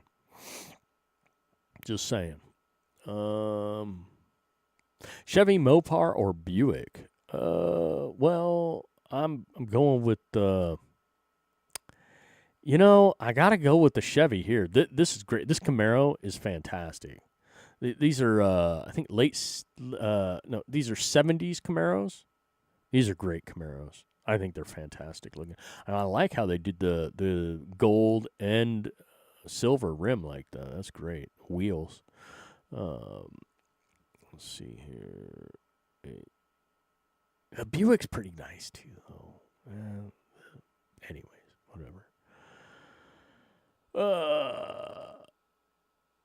Two paths, one call of destiny. The Cadillac Formula One team's future begins with them. Oh, yeah? Ooh. Fewer called. Fewer still are chosen. Do you want the spotlight or the legacy it leaves behind? The godfathers of American glory. The rock stars of culture. Cadillac has defined the road, and now the fastest roads of all. Not for a season, but for a future.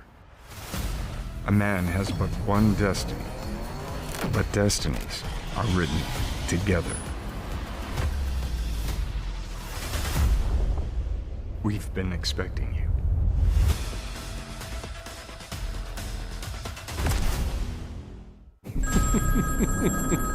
I love it.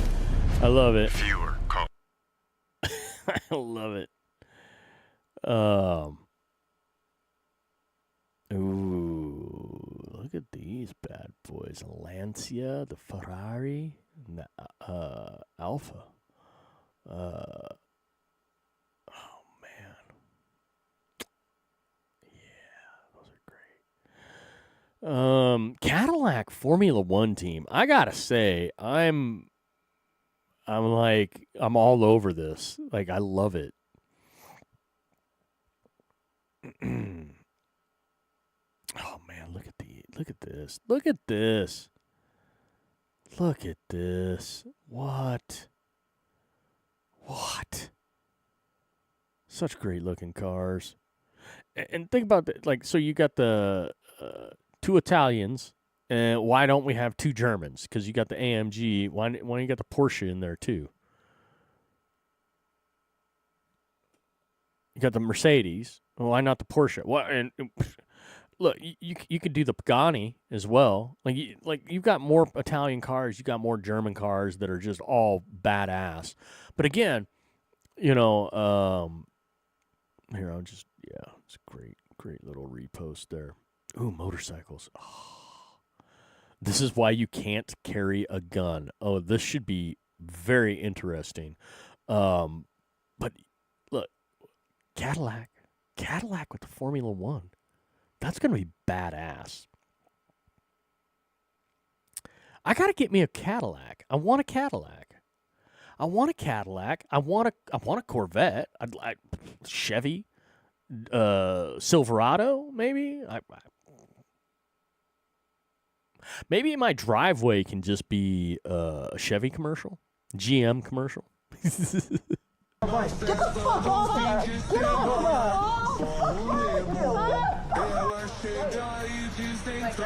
Oh, this is why you carry a gun.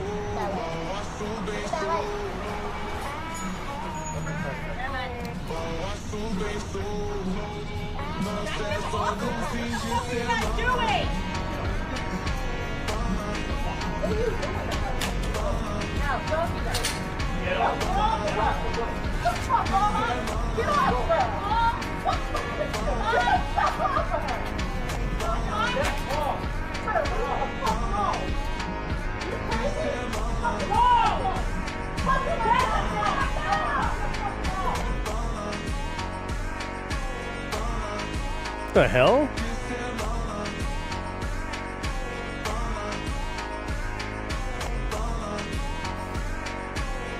I'm not quite.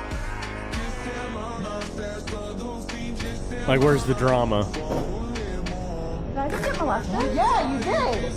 Damn, guy. So, a dude just got on the bike with her? On the back? Or was it another chick? I don't know what the hell just happened there. Whatever.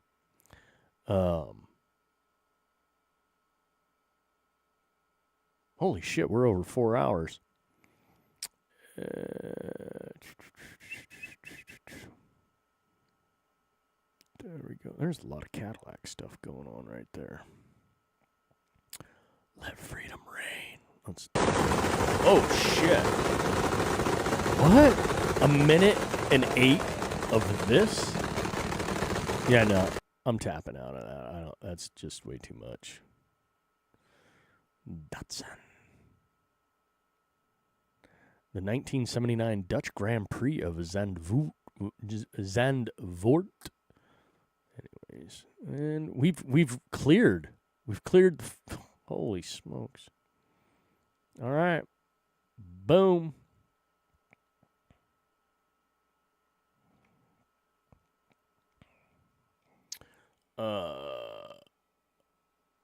Let's see. Tasia says, I've decided to step forward and volunteer as a support person for children who need a safe, caring adult in their lives.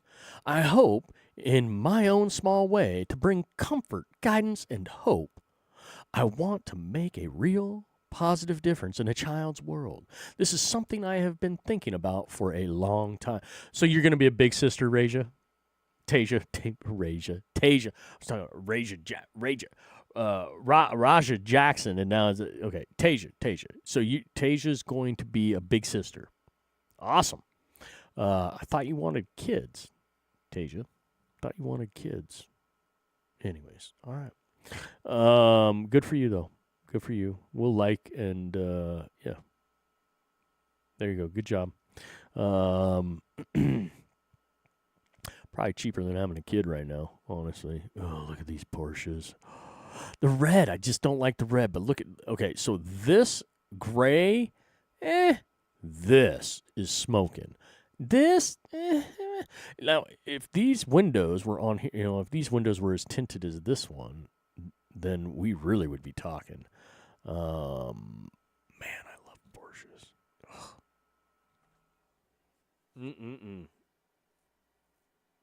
All right, what do we got here? Tasia continues.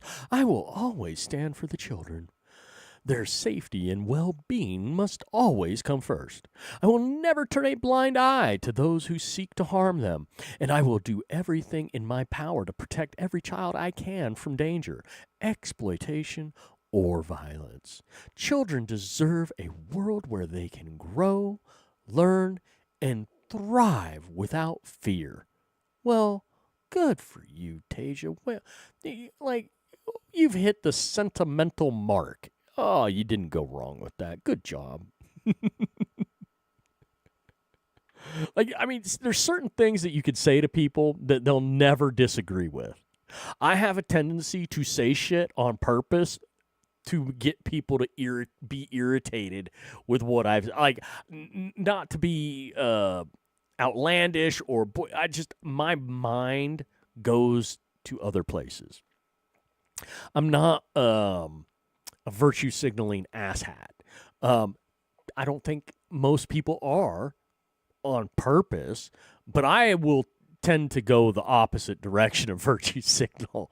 Every single, I am go full course candor, honesty, authenticity, to the point where people are like, fuck that guy. It's like, I'm sorry. I'm not sorry. Wouldn't you rather someone be honest with you? Or do you want just people to blow smoke up your ass so you feel good for a second? Yeah, I don't know. I think you just want honesty. Because ultimately, the honesty feels way better. Especially if the honesty is something that's really positive.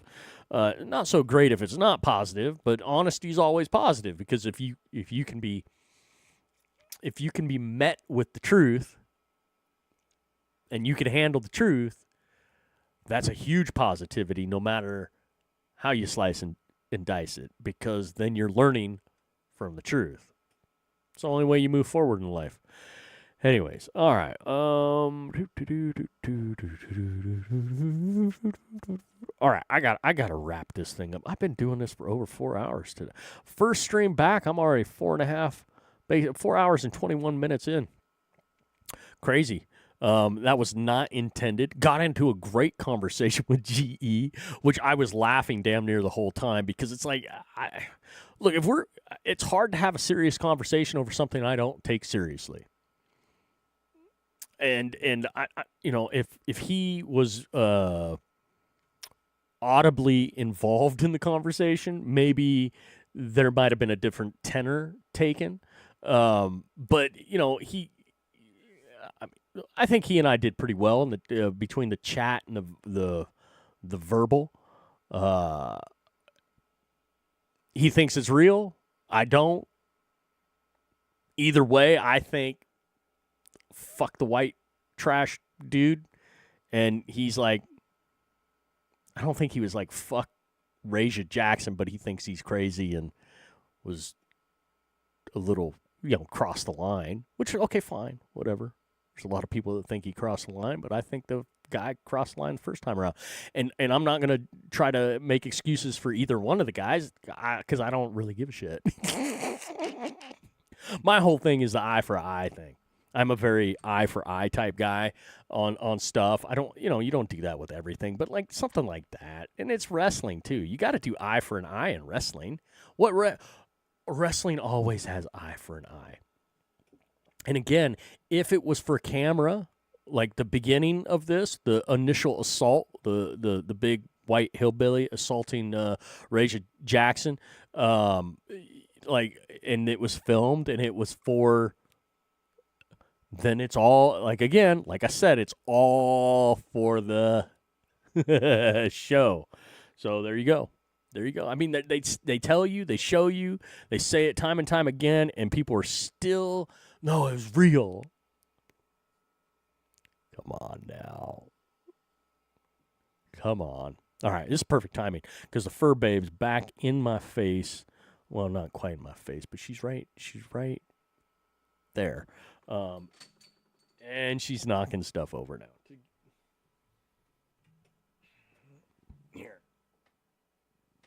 She's getting what she wants. My attention.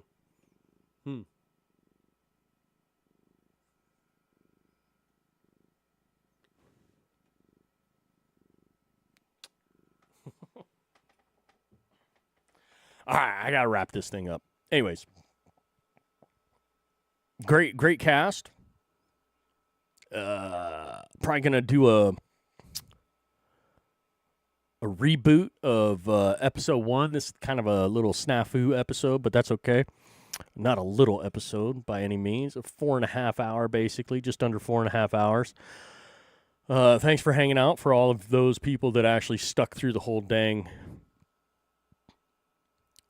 cast. Anybody that stopped by and left, thanks. Special thanks to GE and his raid. I'm not a big fan of raids. He knows that. That's why he did it. But it's good. I like GE. I like him. He's good people. Like I've stated multiple times again. Jafontes, Kimmy Cakes, yeah. All the people that came into the Rumble chat, all the people that I didn't see anybody in X chat. Oh, see, I hit the. There we go. I was checking the 4.5 hours. Whoa, what the heck happened here? Thanks for hanging out for all of those people that actually stuck. Oh, there we go.